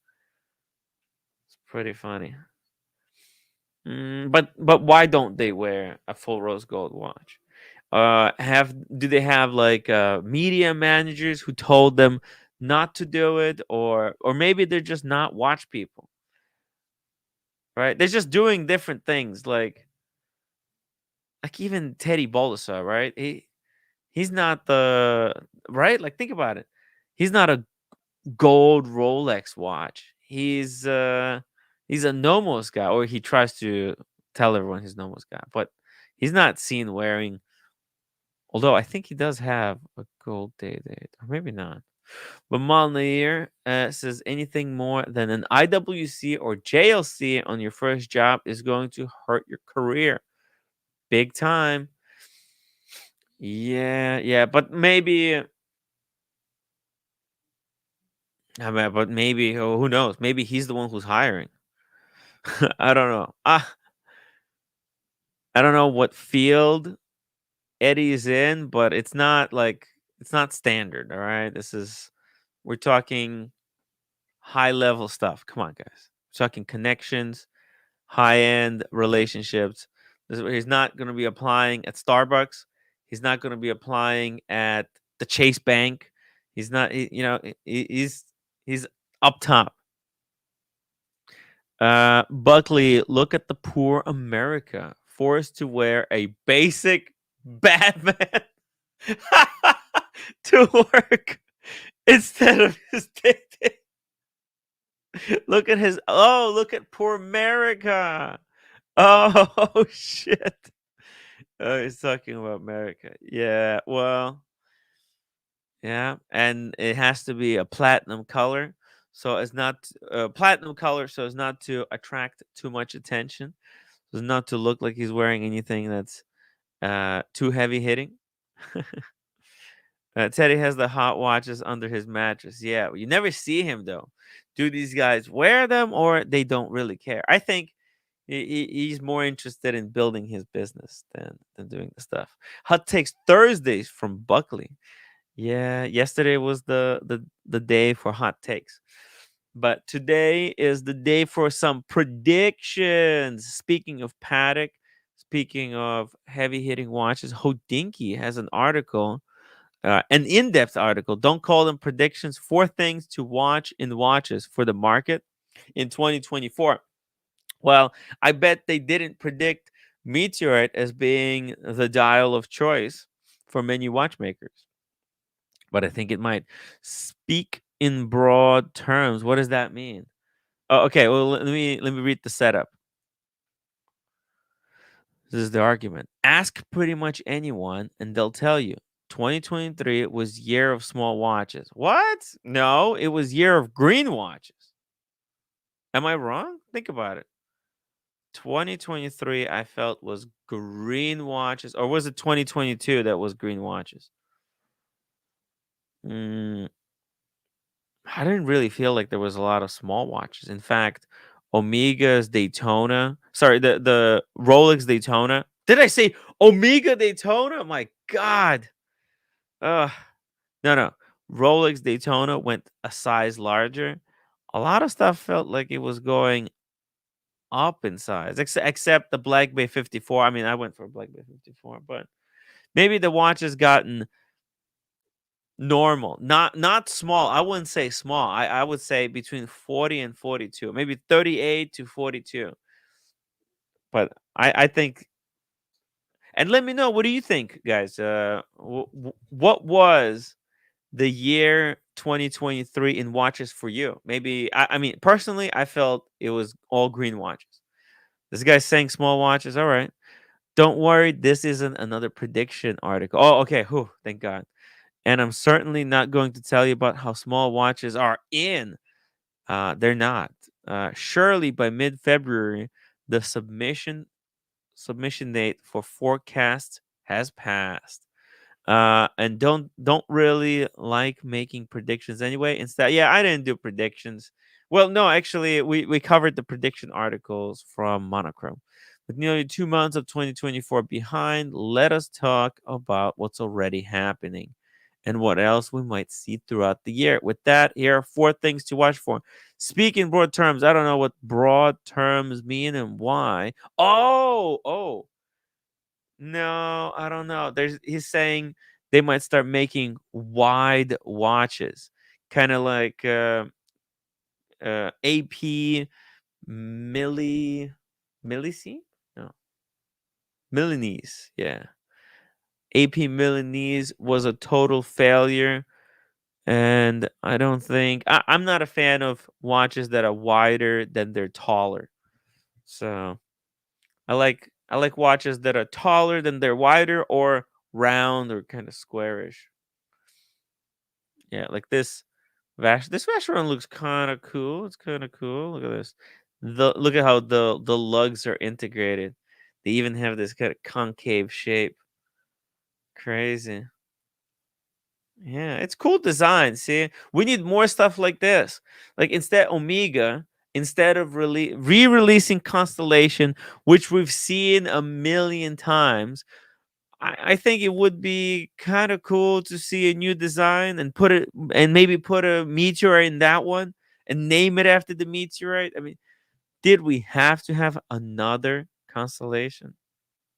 Maybe I'm crazy. Uh, this Rolex looks round though, but speaking broad terms, the trend to small watches feels a little overstated. As real as the continued interest in smaller, dressier, or gold might be, true interest in steel watches, at least the good ones, isn't going anywhere. It's the speculation that's gone. Ooh, the speculation. The speculator in chief, the timepiece gentleman, is in jail. So yeah, makes sense. Recently, GQ ran the numbers and pointed out that while it might feel like watch releases aren't actually getting smaller, brands are releasing more small watches. But those releases are extensions of their existing catalog. Tudor may have released the 37 mil Black Bay 54, but the larger Black Bay aren't going anywhere. Right, yeah. It's like they're trying to appeal to other clients, the clientele that might have bought the Black Bay 58, but they find it's just slightly too big. And also, I mean, there's the other segment, the 50% of the population, the smaller people, the China, they have smaller wrists, so why not target them? And Black Bay 54 is perfect. You thought I was gonna say the female population. Well, it's kind of both. Half the world is female, and half the world is also China, right? What is there, like 8 billion people? Half of them in Asia. It's crazy stuff. Brands are broadening their offerings, recognizing that collectors are demanding exactly that. Well, I don't know, broadening their offerings. What is this? What is this? Another enamel dial I found myself thinking about way too much. This IWC was beautiful close-in with a beautiful close-in enamel dial that sold at Christie's last December for 27,000. Oh shoot. Interesting. Huh. How did IWC go from making pilots watch it from making this to making pilots and sports watches exclusively? Interesting. They're almost this is like paddock level. Look at the close and A work. Holy crap. That's that's brilliant. Absolutely brilliant. Wow. International watch company. Huh. IWC. Yeah, yeah, yeah. I know, awesome pawn.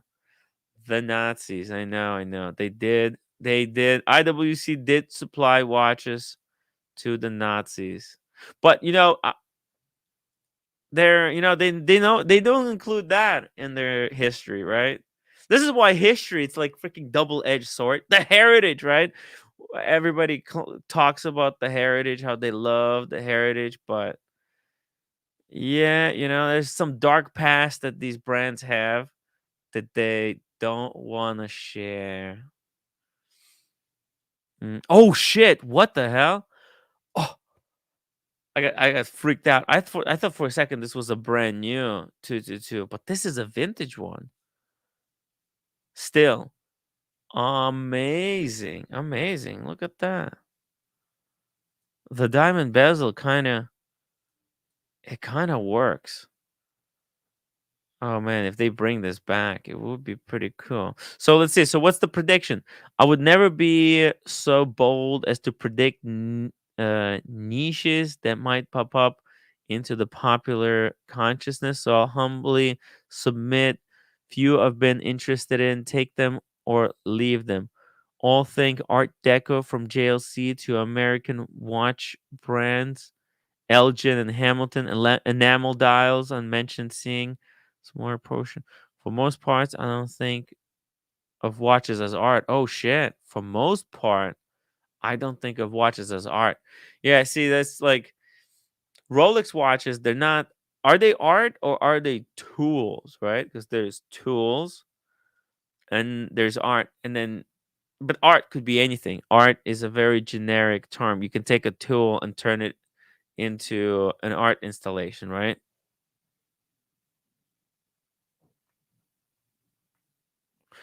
Kind of like, what's that? The fountain, right? The really famous uh, piece of art, right?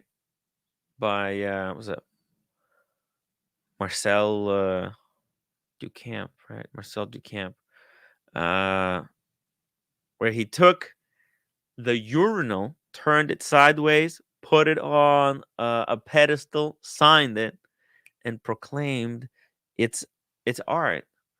And yeah, art could be anything. So you could take a Rolex tool watch and say it's art. It's and I personally I view watches as canvas that records kind of your life. And you got to do cool shit. You got to get out there and do cool shit, beat your watch around, get some battle scars on it. Not actual battle scars, but hey, if it has battle scars, that's pretty cool too. Imagine getting some scratches defending Ukraine. That'd be pretty badass. But yeah.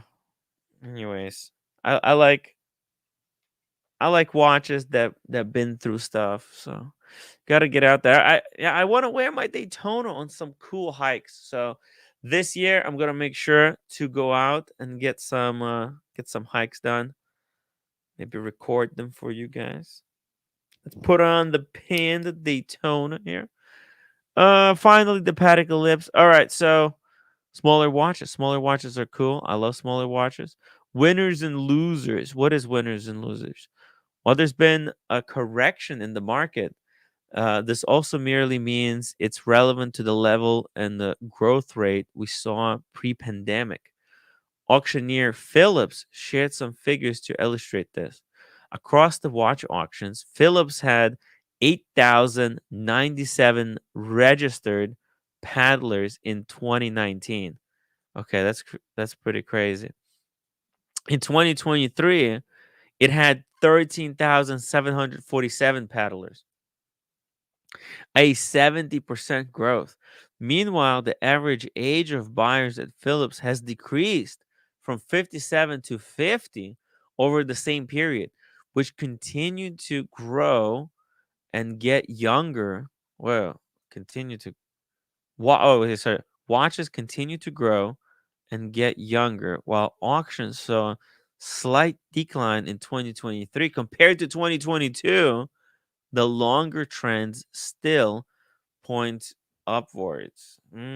I think we kind of we hit the and it's not just true in the watch world. I feel like we've hit like a ceiling in profit margins. That's possible unless Swiss starts exporting to places that they haven't really been exporting.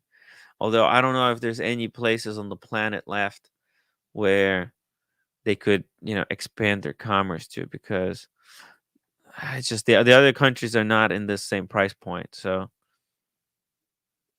yeah, it's like now going forward for the Swiss watch industry, I don't think it's going to be so much about uh, growth and trying to make more money. It's going to be all about fighting for the piece of the pie, right? There's certain amount of money that people in the world altogether allocate towards watches, and that money has certain limit, a cap, and population is not going to freaking grow. I think we pretty much hit the population cap, and people are shrinking their collections. So yeah, it's all gonna be about maintaining the existing watches and appealing to existing audience. Whoa, what a reggae. It's pretty crazy. How do I find that? So because there's a retraction. I think when it hit in 2022, we hit basically peak market saturation, full market saturation. And now we're kind of a little bit recovering from that. And I don't think it's ever going to get to that point. It's just social media. People have been burnt. Maybe next generation, but not this one. Doesn't mean prices aren't trending in the same direction. Look, watches are not stocks. They don't. There could be an advancement in technology, or there could be a change in trends. Watches could go out of style. Like this, that's not out of realm of impossibility. Watches could just altogether see like could like it used to be like a sign of success. You built a business, you did good stuff, you earned some money, you reward yourself with the watch. That's what it used to connotate. Then people turned it into, hey, why not build a collection? And well, now that everybody built collections that they want, it was so easy. When watches were going up in price, it became so easy to build a collection that people basically built these incredible collections. And hey, they've done that. So I don't know. Feel like a lot of people are moving on to other things. Let's see what else we got here. So, what's going to happen to the market? It's going to rebound and probably it's going to stabilize. And there's going to be it's always watches are always going to have a loyal following. All right, a loyal, dedicated following, loyal, dedicated customers. It's not. I don't think it's ever going out ever out of style. It or these companies they're never going to be. Some might actually file for bankruptcy, but not all. Let's see. Like Paddock is not going away. Cartier is not going away. But there's some crazy, crazy cheap and nasty brands that were sold as investments. Is it okay to talk about Omega again? What? What? It's always been okay to talk about Omega, but Omega is just not on the same level. It doesn't deserve the same respect because they don't. They just they give themselves up too easily, right? It's like it's like compare Rolex and Omega. It's like comparing a girl that gives herself up for on the first date or the one that waits for 3 dates. Like you know, uh, Rolex is just they don't make it easy, and for some reason people respect that. Through the Looking Glass. What is this? Huh? Through the Looking Glass. Shout out to the Looking Glass in the chat. It's a cool guy. Jordan Smith, Tim, did you sell your Maurice Grossman? No, I have it here. I have it right here. I have hard time selling things, so obviously I did not sell anything. Still got the Grossman, and I love it. Whoa, camera focus. Hello, hello, hello. Cool. Let's see. What do we got here? Through the Looking Glass. What does that even mean? Maybe more colorful watches. Gerald Genta brand. Ever since it was reborn by Bulgari, is kind of putting out some really nice watches. I even like the one where Mickey Mouse is celebrating a birthday. Let me show you. Gerald Genta brand watches. Okay, let's see. Oh, Gerald Genta. Okay. Oh, what is this? That's not what I was looking for. Uh oh, maybe this is this website? Oh, yeah. That's it. Okay. This one. It's it's nice. Okay. I really like this one. I wish the pictures were bigger. Oh, here we go. Look at that. I like the octagonal design. It's a perfect octagon. I like the way the lugs have two steps where the first step contacts, the top of the octagon and the other step contacts the middle of the case. There's two crowns. I don't know why it has two crowns. No freaking idea. Maybe one is just for decoration. But then it's got okay, it's a birthday Mickey. It's very like when are you gonna wear this watch? On your birthday? Is there or maybe this is a perfect watch to wear to birthday parties or any parties whatsoever. And there's no date. It's so cool.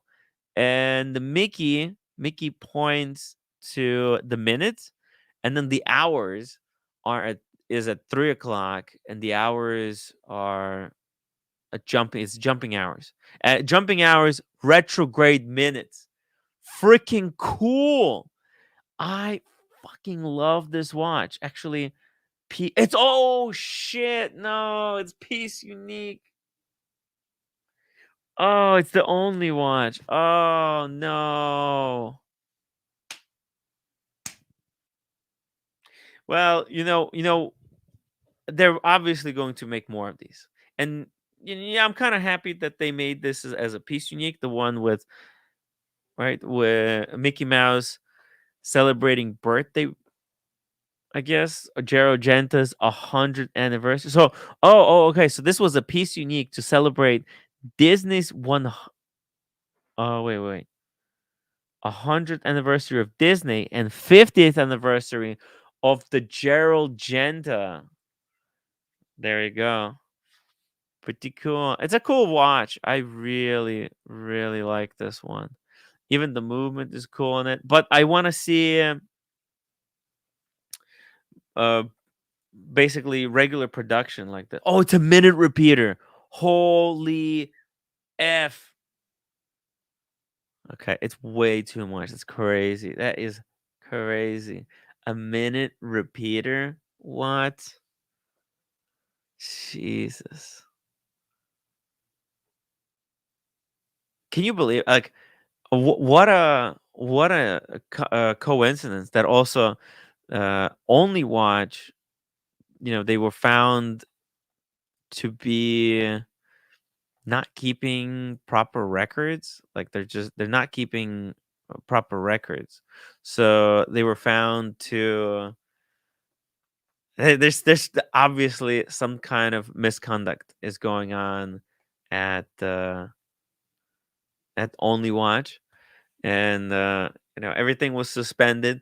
People at some behind the scenes people that I talked to, some of the people in the industry, privately, they said they can't say it publicly, but privately they think it's over.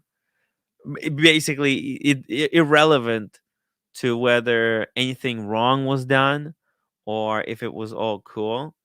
It's they said it's pretty much over there. If if there was nothing wrong done, then it's going to be great because they said that at least they'll find someone new CEO to run it, and they'll just sweep Luke Putavino under the rug and try to move along without him. But that guy is cooked. He's cooked. Captain Kirk, a watch journalist, would be interviewing a vice president of Omega to inquire what their strategy is with these old designs. Yeah, you think Omega, uh, or President of Omega would share that information publicly unless he had to? Why would he share? Omega president would probably join. Omega president only talks to people who talk nice about Omega or just toe their line. Why would they talk to me? But hey, maybe someday we'll have them we'll ask them about some stuff. Uh, John Pitcher, Tim, did you see the new Theo and Harris video talking about a 12-year wait list? No, I haven't. Let me see. Hey, roommate. Let's see. Theo and Harris. Tomorrow we're doing taxes? Oh, shit. Really? Okay. Here we go. Oh, damn. This is a really long one. Here we go. Okay. I don't think I can play the video. It's just too long. 39 minutes, 41 seconds. John Mayer and Ed Sheeran ruined the watch world again. Why? Did they buy some brand that everybody wants and now it's a 12-year wait list on the brand? Let's see.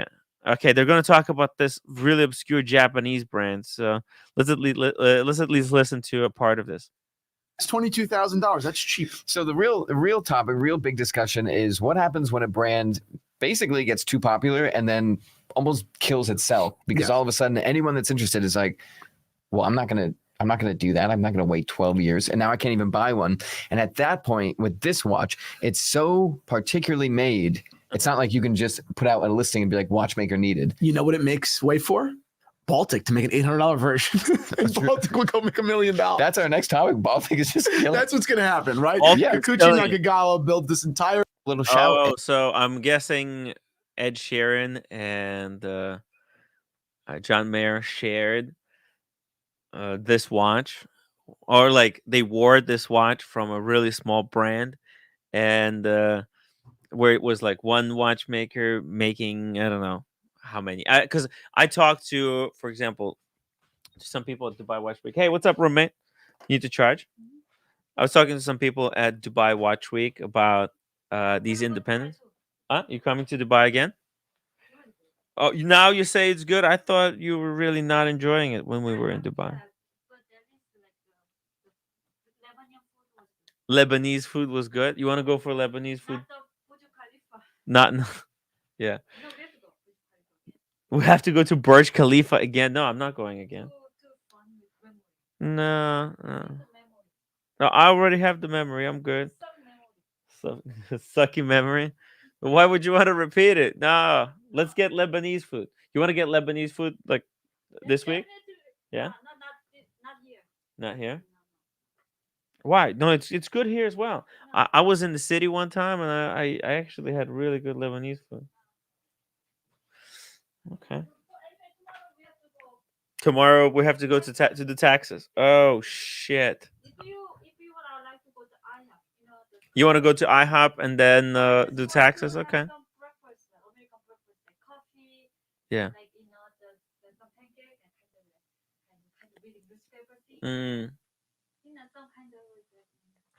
Cool. Okay. Let's see. Yeah, listen, it's they promoted the brand.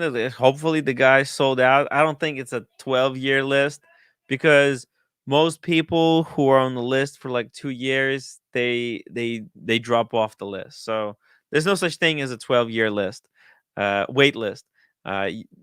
Look at all, like I was on some wait list, right? For a friend of mine, I made a huge mistake. Okay, I got on the wait list for a Datejust with the blue dial with diamonds for my friend, and we waited 1 year, and it wasn't even for him; it was for his friend, and waited for a year, and then when we got the call, he's like, "Oh, well, it's going below retail now, so I don't want it anymore." It's like, what the fuck?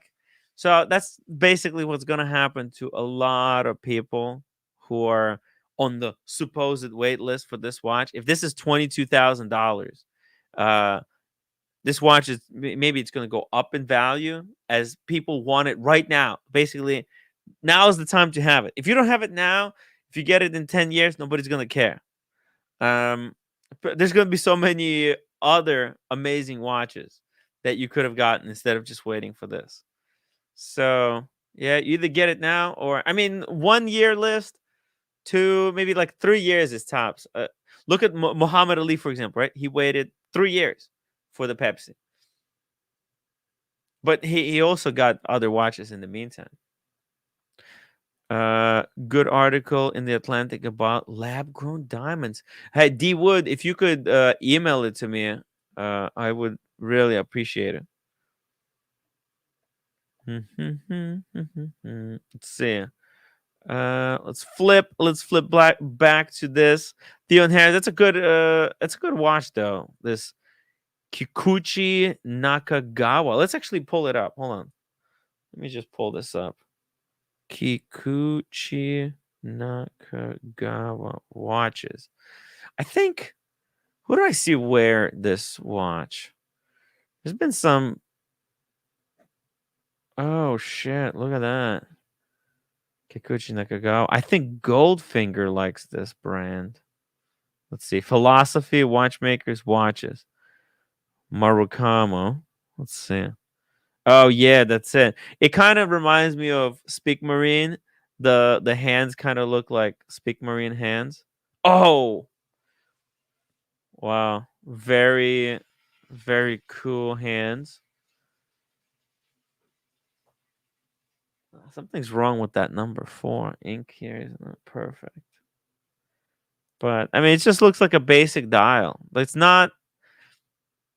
I mean, how is this like that? How is this worth waiting 12 years for? But like a Rolex 1908 that you can get right now is not. Like, it's so similar to the 1908, the new basically the Cellini replacement from Rolex. Actually, you know what? Let's pull these up. Let's put them side by side. Not that I don't want to compare everything to Rolex, but I think it's the easiest. It's the easiest brand to compare everything to. Let's take a look at the new 1908. Let's go 1908. The black dial. Here we go. 23,300. It freaking looks. Oh shit. They look very similar. It's like near identical watches. I mean, they do the same thing. Right? They tell you the time with sub-seconds at 6. Dude, does that watch really worth waiting 12 years? Come on. It's first world problem. It's so crazy. People are totally crazy. I'm just realizing we're freaking insane, guys. Right? Basically waiting for an inferior watch to Rolex. Whereas I mean, I don't know. I don't even know how difficult it is to get these. I'm pretty sure that this Rolex on Moda goes for the same price, maybe slight premium, very, very small premium. There's the movement. I mean, is that amazing? I don't think it's that. I don't know. This doesn't look better than Rolex. Honestly, that move. What's the cry? Look at the Rolex movement. Rolex movement has a gold rotor, whereas this one is like, I don't know, steel maybe. It's hard to tell. It doesn't look nearly as well finished either. 23,000. They're both. They're both 23,000. You can't make this up. Rolex is $300 more expensive. Yo, you can't make this stuff up. 12-year wait list. Give me a break. Just get a Rolex. Can you believe it? It used to be the Rolex that you have to wait for. Now you could just get it as an alternative. But I mean, look, I'm guessing that the hands the hands probably better quality than the Rolex hands. I'll give them that. But besides that, I don't feel like this Nakaga. Although if it's white gold case, then maybe you can make an argument. Let's see. Is it steel? Oh, it's 3 atmosphere. So it's only 30 meters water resistance. But what's the case? Case material. SU 316L. 316L stainless steel. There you go. I mean, cool. Cool. Very, very cool. It's also cool how, people like Ed Sheeran and what I appreciate most, actually, is what I'm gonna say.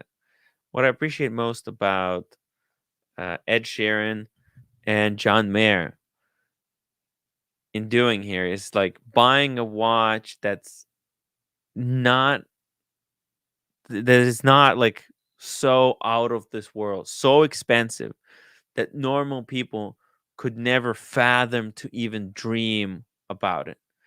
But they're getting a watch that's, hey, you know what? Like if you work hard, you can get. And they're also kind of bringing up the value of the brand. They're lending it some of the recognition.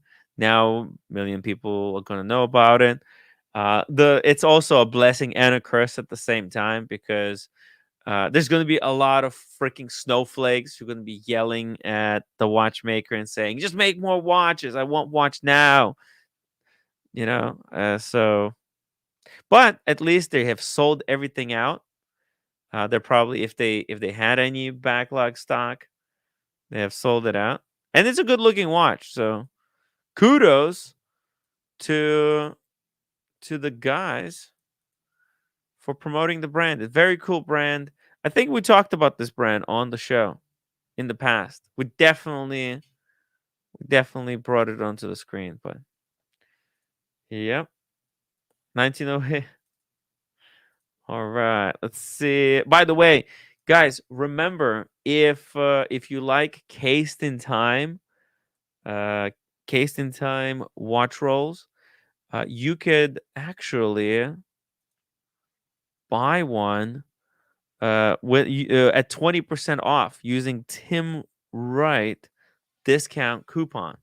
Use discount code Tim Wright. If you spend like £60 on merch here, you get 20% off, which is actually a pretty decent discount. This is my favorite, I think. The camo looks badass. Ooh, that camo is nice. The blue camo is pretty cool. And I think they also have straps too. And oh man, this stuff, they have a full merch store now. Watch rolls. This is the best watch case though for watches on the strap. It suspends it. So basically you take your really expensive watch, kind of like let's say this one, the Maurice Grossman, you say, and then what you do, you lay it in this box, and then what happens, 2 layers of plastic kind of grip it from top and bottom and sandwich it so that when you put the watch down, it's kind of suspended in the air between these 2 plastics. It's pretty cool the way this works. So this way the watch doesn't get scratched up or anything.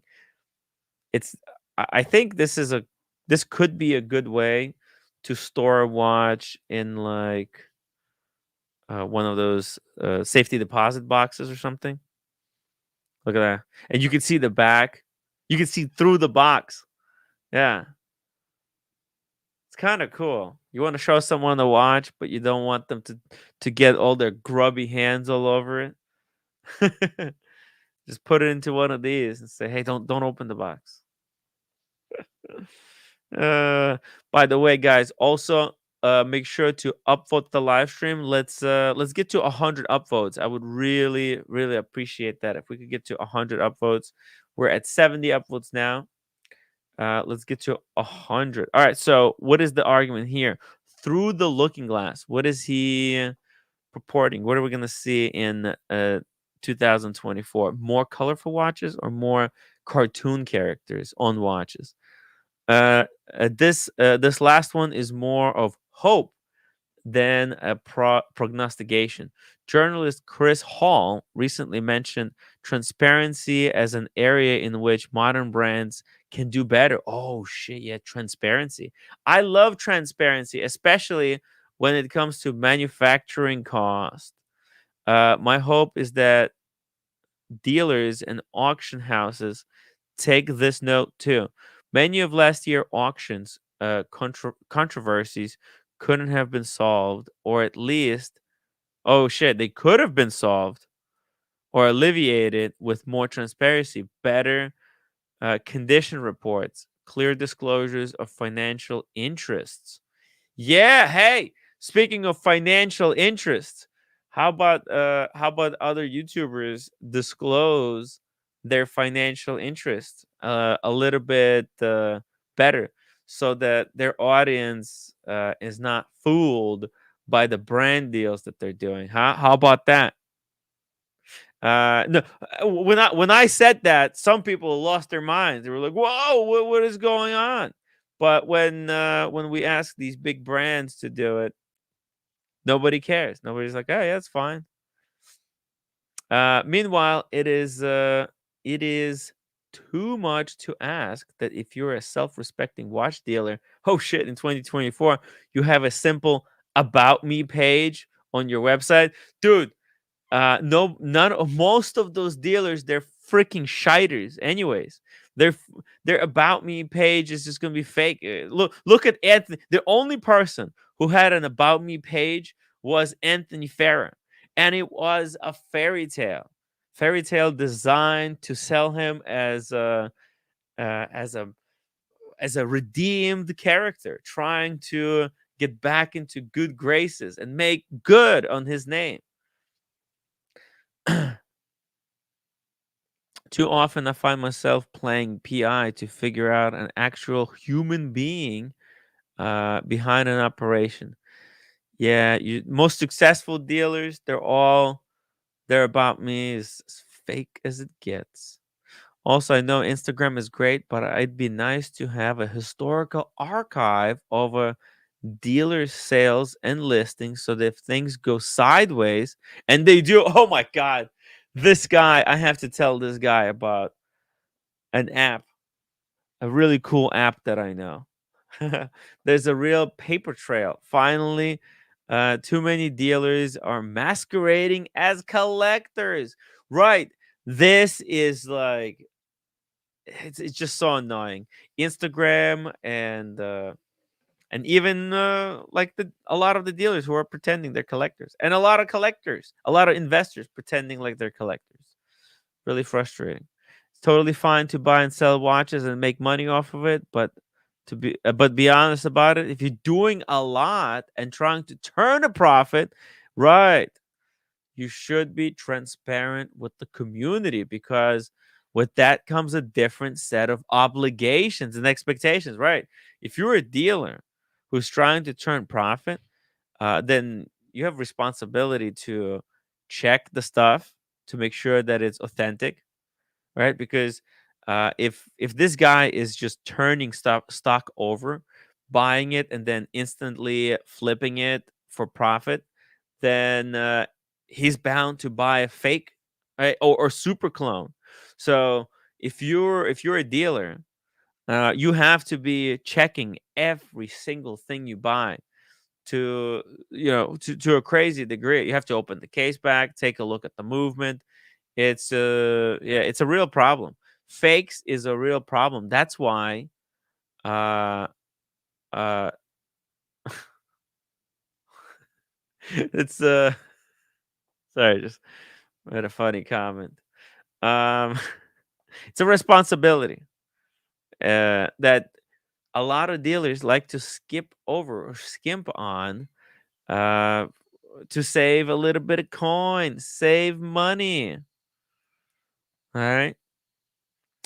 So anyways, Let's go to the next one. Baltic. That's just released a new watch. Okay, this one is kind of good. All right, I'm not gonna lie. I think even though it's the ugliest Baltic that Baltic has released, I think it's kind of original enough to warrant some interest, to warrant showing. Very cool, cool. Two new designs. I think they're reusing a movement that they used in the previous model, but and hey, also we get the return of the shock mesh bracelet, but this time it's like fully integrated. That's even brightly on their super oceans. I don't think they do this. Let's see. Let's pull it up. Let's go back here. Brightling super ocean, right? No, look at that. On a Brightling super ocean, the shock mesh bracelet just ends like that in this not very pleasant way. But here we see Baltic integrating it. Now, I don't know how great of an integration this actually is because it does then seem to flare out really wide. So, whereas this is a smaller wearing watch, I feel like there's very little flexibility in the bracelet up to this part. You can see how I don't know, it doesn't look very flexible. Oh, oh wow, look at there's more colors. I thought there was just those two. There was also salmon and light blue. Oh, very beautiful. Very beautiful. Cool stuff.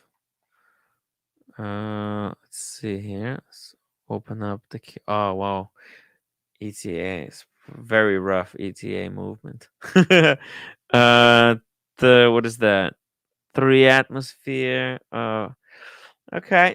But you know what? It's not actually all that bad. It's actually kind of cool. Yes, the movement is small, but I like how they pushed the screws inward so that there's not a big gap between the screws and the writings. So it's like it looks a lot more properly balanced than if the screws were like on the outskirts. I don't know. It kind of looks good. It's the first movement that I've seen. Too small of a movement for a watch that I've seen that I liked. So, yeah, cool, cool, cool, cool. The green is nice. Look at that. Applied hour markers. It's got. It's almost like they took with the hobnails, right? These are the hobnails from a hobnail bezel on this 6119, and they use them as hour markers. That's cool. It's different. I don't see too many brands do it, and these are applied. So, yeah, cool stuff. Now, what is the price? What could this fetch? I again. Look at the all the little details. How much interest there is in this dial, right? There's different patterns, right? This pattern on the inside of the dial actually, I'm now realizing, extends into this area where it's beyond the hour markers, and you can still see it kind of continue there. Then you got a mirror on the row heart. It all comes together. It's as complicated as some paddocks. Honestly, look at the construction, the lugs and everything. Polished top portion of the bezel, but then the case is brushed. Interesting.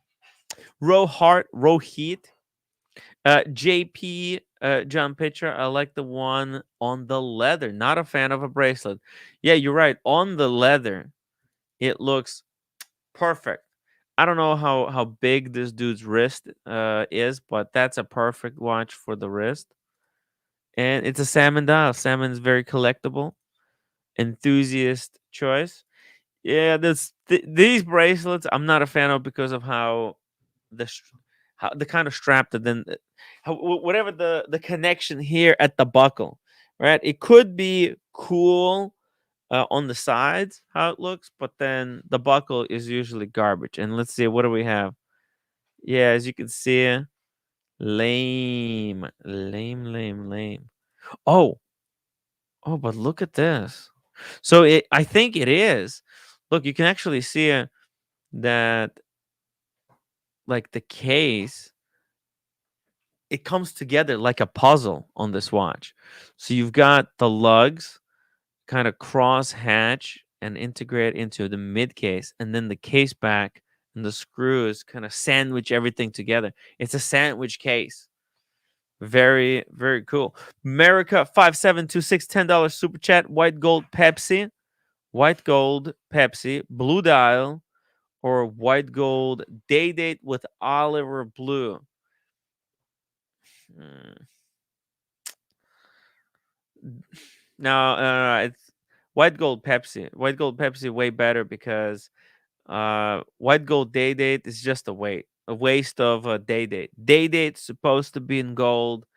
Uh, if you want a little bit modern on the modern side, you go Buckley with the rose gold. If you want a little bit more traditional and true to the original form, you get that yellow gold.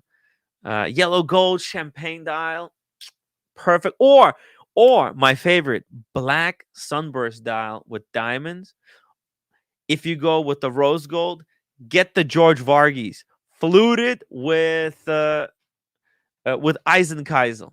That's it. Those are the best. Hey, oh, you got some tea? Oh, thank you. Thank you, roommate. Cool, cool, cool, cool. Yeah, what do you think, guys? How much would you pay? What's the most you would pay for this Baltic? Let me know in the chat. I really like it. I might even, now that Baltic, when it first came out, it was so freaking hyped. It was impossible to buy. But now I think the hype around the brand has died down. And look, they're releasing new original stuff. I'm kind of digging this. If this is like $300, $350, you know what? I could see myself in the future maybe pulling a trigger on one of these. Okay. Not gonna lie. I think I would. I like the design. It's like because I have these Mings that I'm really guilty for owning. I need to sell them, and yeah, maybe I should sell them sooner than later. And if I then take money out of the Mings, I could replace because I'm really guilty. I shouldn't be owning, and especially I think I have like three. It's ridiculous. No, wait, oh, I have two. I have two. Sorry, two Mings. That's one too many. I'm gonna keep the Daniel Katz Ming, but then the burgundy one I want to move, and I can replace that that missing memory with maybe one of these. So if they're cheap enough. Well, hold on a second. No, never mind. These are expensive. What the fuck? Hold on a second. So, whoa. Whoa. Excuse me? I think these are £1,000. Oh my god. It's 900. It's 1,000 euros on the shrimp. Okay. Wait, I dropped it. Oh, Hold on. it's okay. All right. Thank you. Mm. Thank you, I'll roommate. refresh the Burberry. And I got the Korean food, so we You can got- later Korean food. Okay. Got Korean food. Okay. Hey. I'm Menu. okay. We can eat now. 2 minutes. I'm gonna wrap it up. Korean food? Yeah. How come? For the no. It's just today. I'm by myself, so I'm gonna finish up. Almost done. You get. No, because usually if there's other people, I usually would stick around. But I'm done with my material, so I'm Okay, gonna what wrap is it the up. Boston? No, You they're playing watermelon game? I don't know. I don't know if Boston is playing Meteorite game. Where did you see? OC is working. Ah. Yeah. At least he's not sick. That's good. Yeah. No. It's not. It's not sick. Yeah, that's good. But yeah. So cool. Where is Diego? Diego, I think OC told me Diego is traveling. So Ah. yeah. Okay. I think. America is there. Yeah. King Ben is there. Hello. MD Chet is there. MD Chet is MD? Huh? Medical doctor? No, I don't think so. Maybe. He looks like a doctor. Yeah. Can't sell ink without papers. Yeah, so that's why I'm gonna keep Daniel Katz's one, the no papers one, and sell the one I have with the papers. Actually, I have to list a whole bunch of stuff. I took the computer to get it repaired. I have to sell it. Which one? With the other one, the Windows computer that I had. Remember? Ah, Something okay. broke. At least not mine. Yeah, I was trying to reset it, like erase everything from hard drive and put it into factory settings. It glitched and it's not working. Mainland. From the mainland. Oh, Maryland. Not medical. Okay. That's cool. You went there before, right? Yeah. Mainland. Well, wait, no, where's Maryland? Oh, yeah, that's right. You went Yeah, there. yeah. Well, I went to actually, let's. Yeah, you went there. There's Yeah. a nice place to hiking though. Yeah. Maryland? Yeah. Oh, yeah. It's the Appalachian Trail goes through there. Yeah, and also there is a good hiking national park there. Yeah. My friend recommended. To go to Maryland? Yo, where are the other people? I don't want to you stop the. Listen, I did my job for the day. I'm gonna do tomorrow's show. They're gonna be tomorrow. It can't be every day. Come on, Roman. How come suddenly? No. Why suddenly? It's not I suddenly. want you to keep this job. Listen, it is what it is. It was good while it lasted. Right.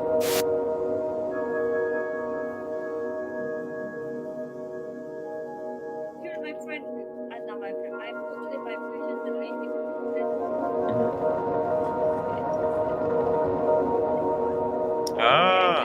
Yeah. What time you wearing? She said she didn't wear because she come to get medication, so she didn't wear. But she didn't tell me to watch.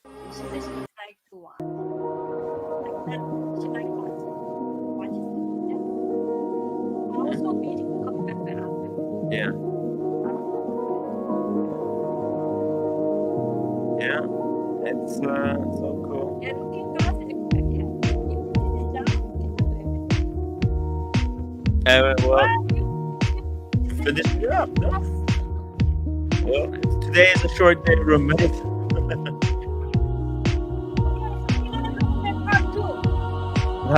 No part two, man. Part one, I came on, I did my material, I talked about the watches that came out today. I'll see you guys tomorrow. Peace out, everybody. I'm out of here.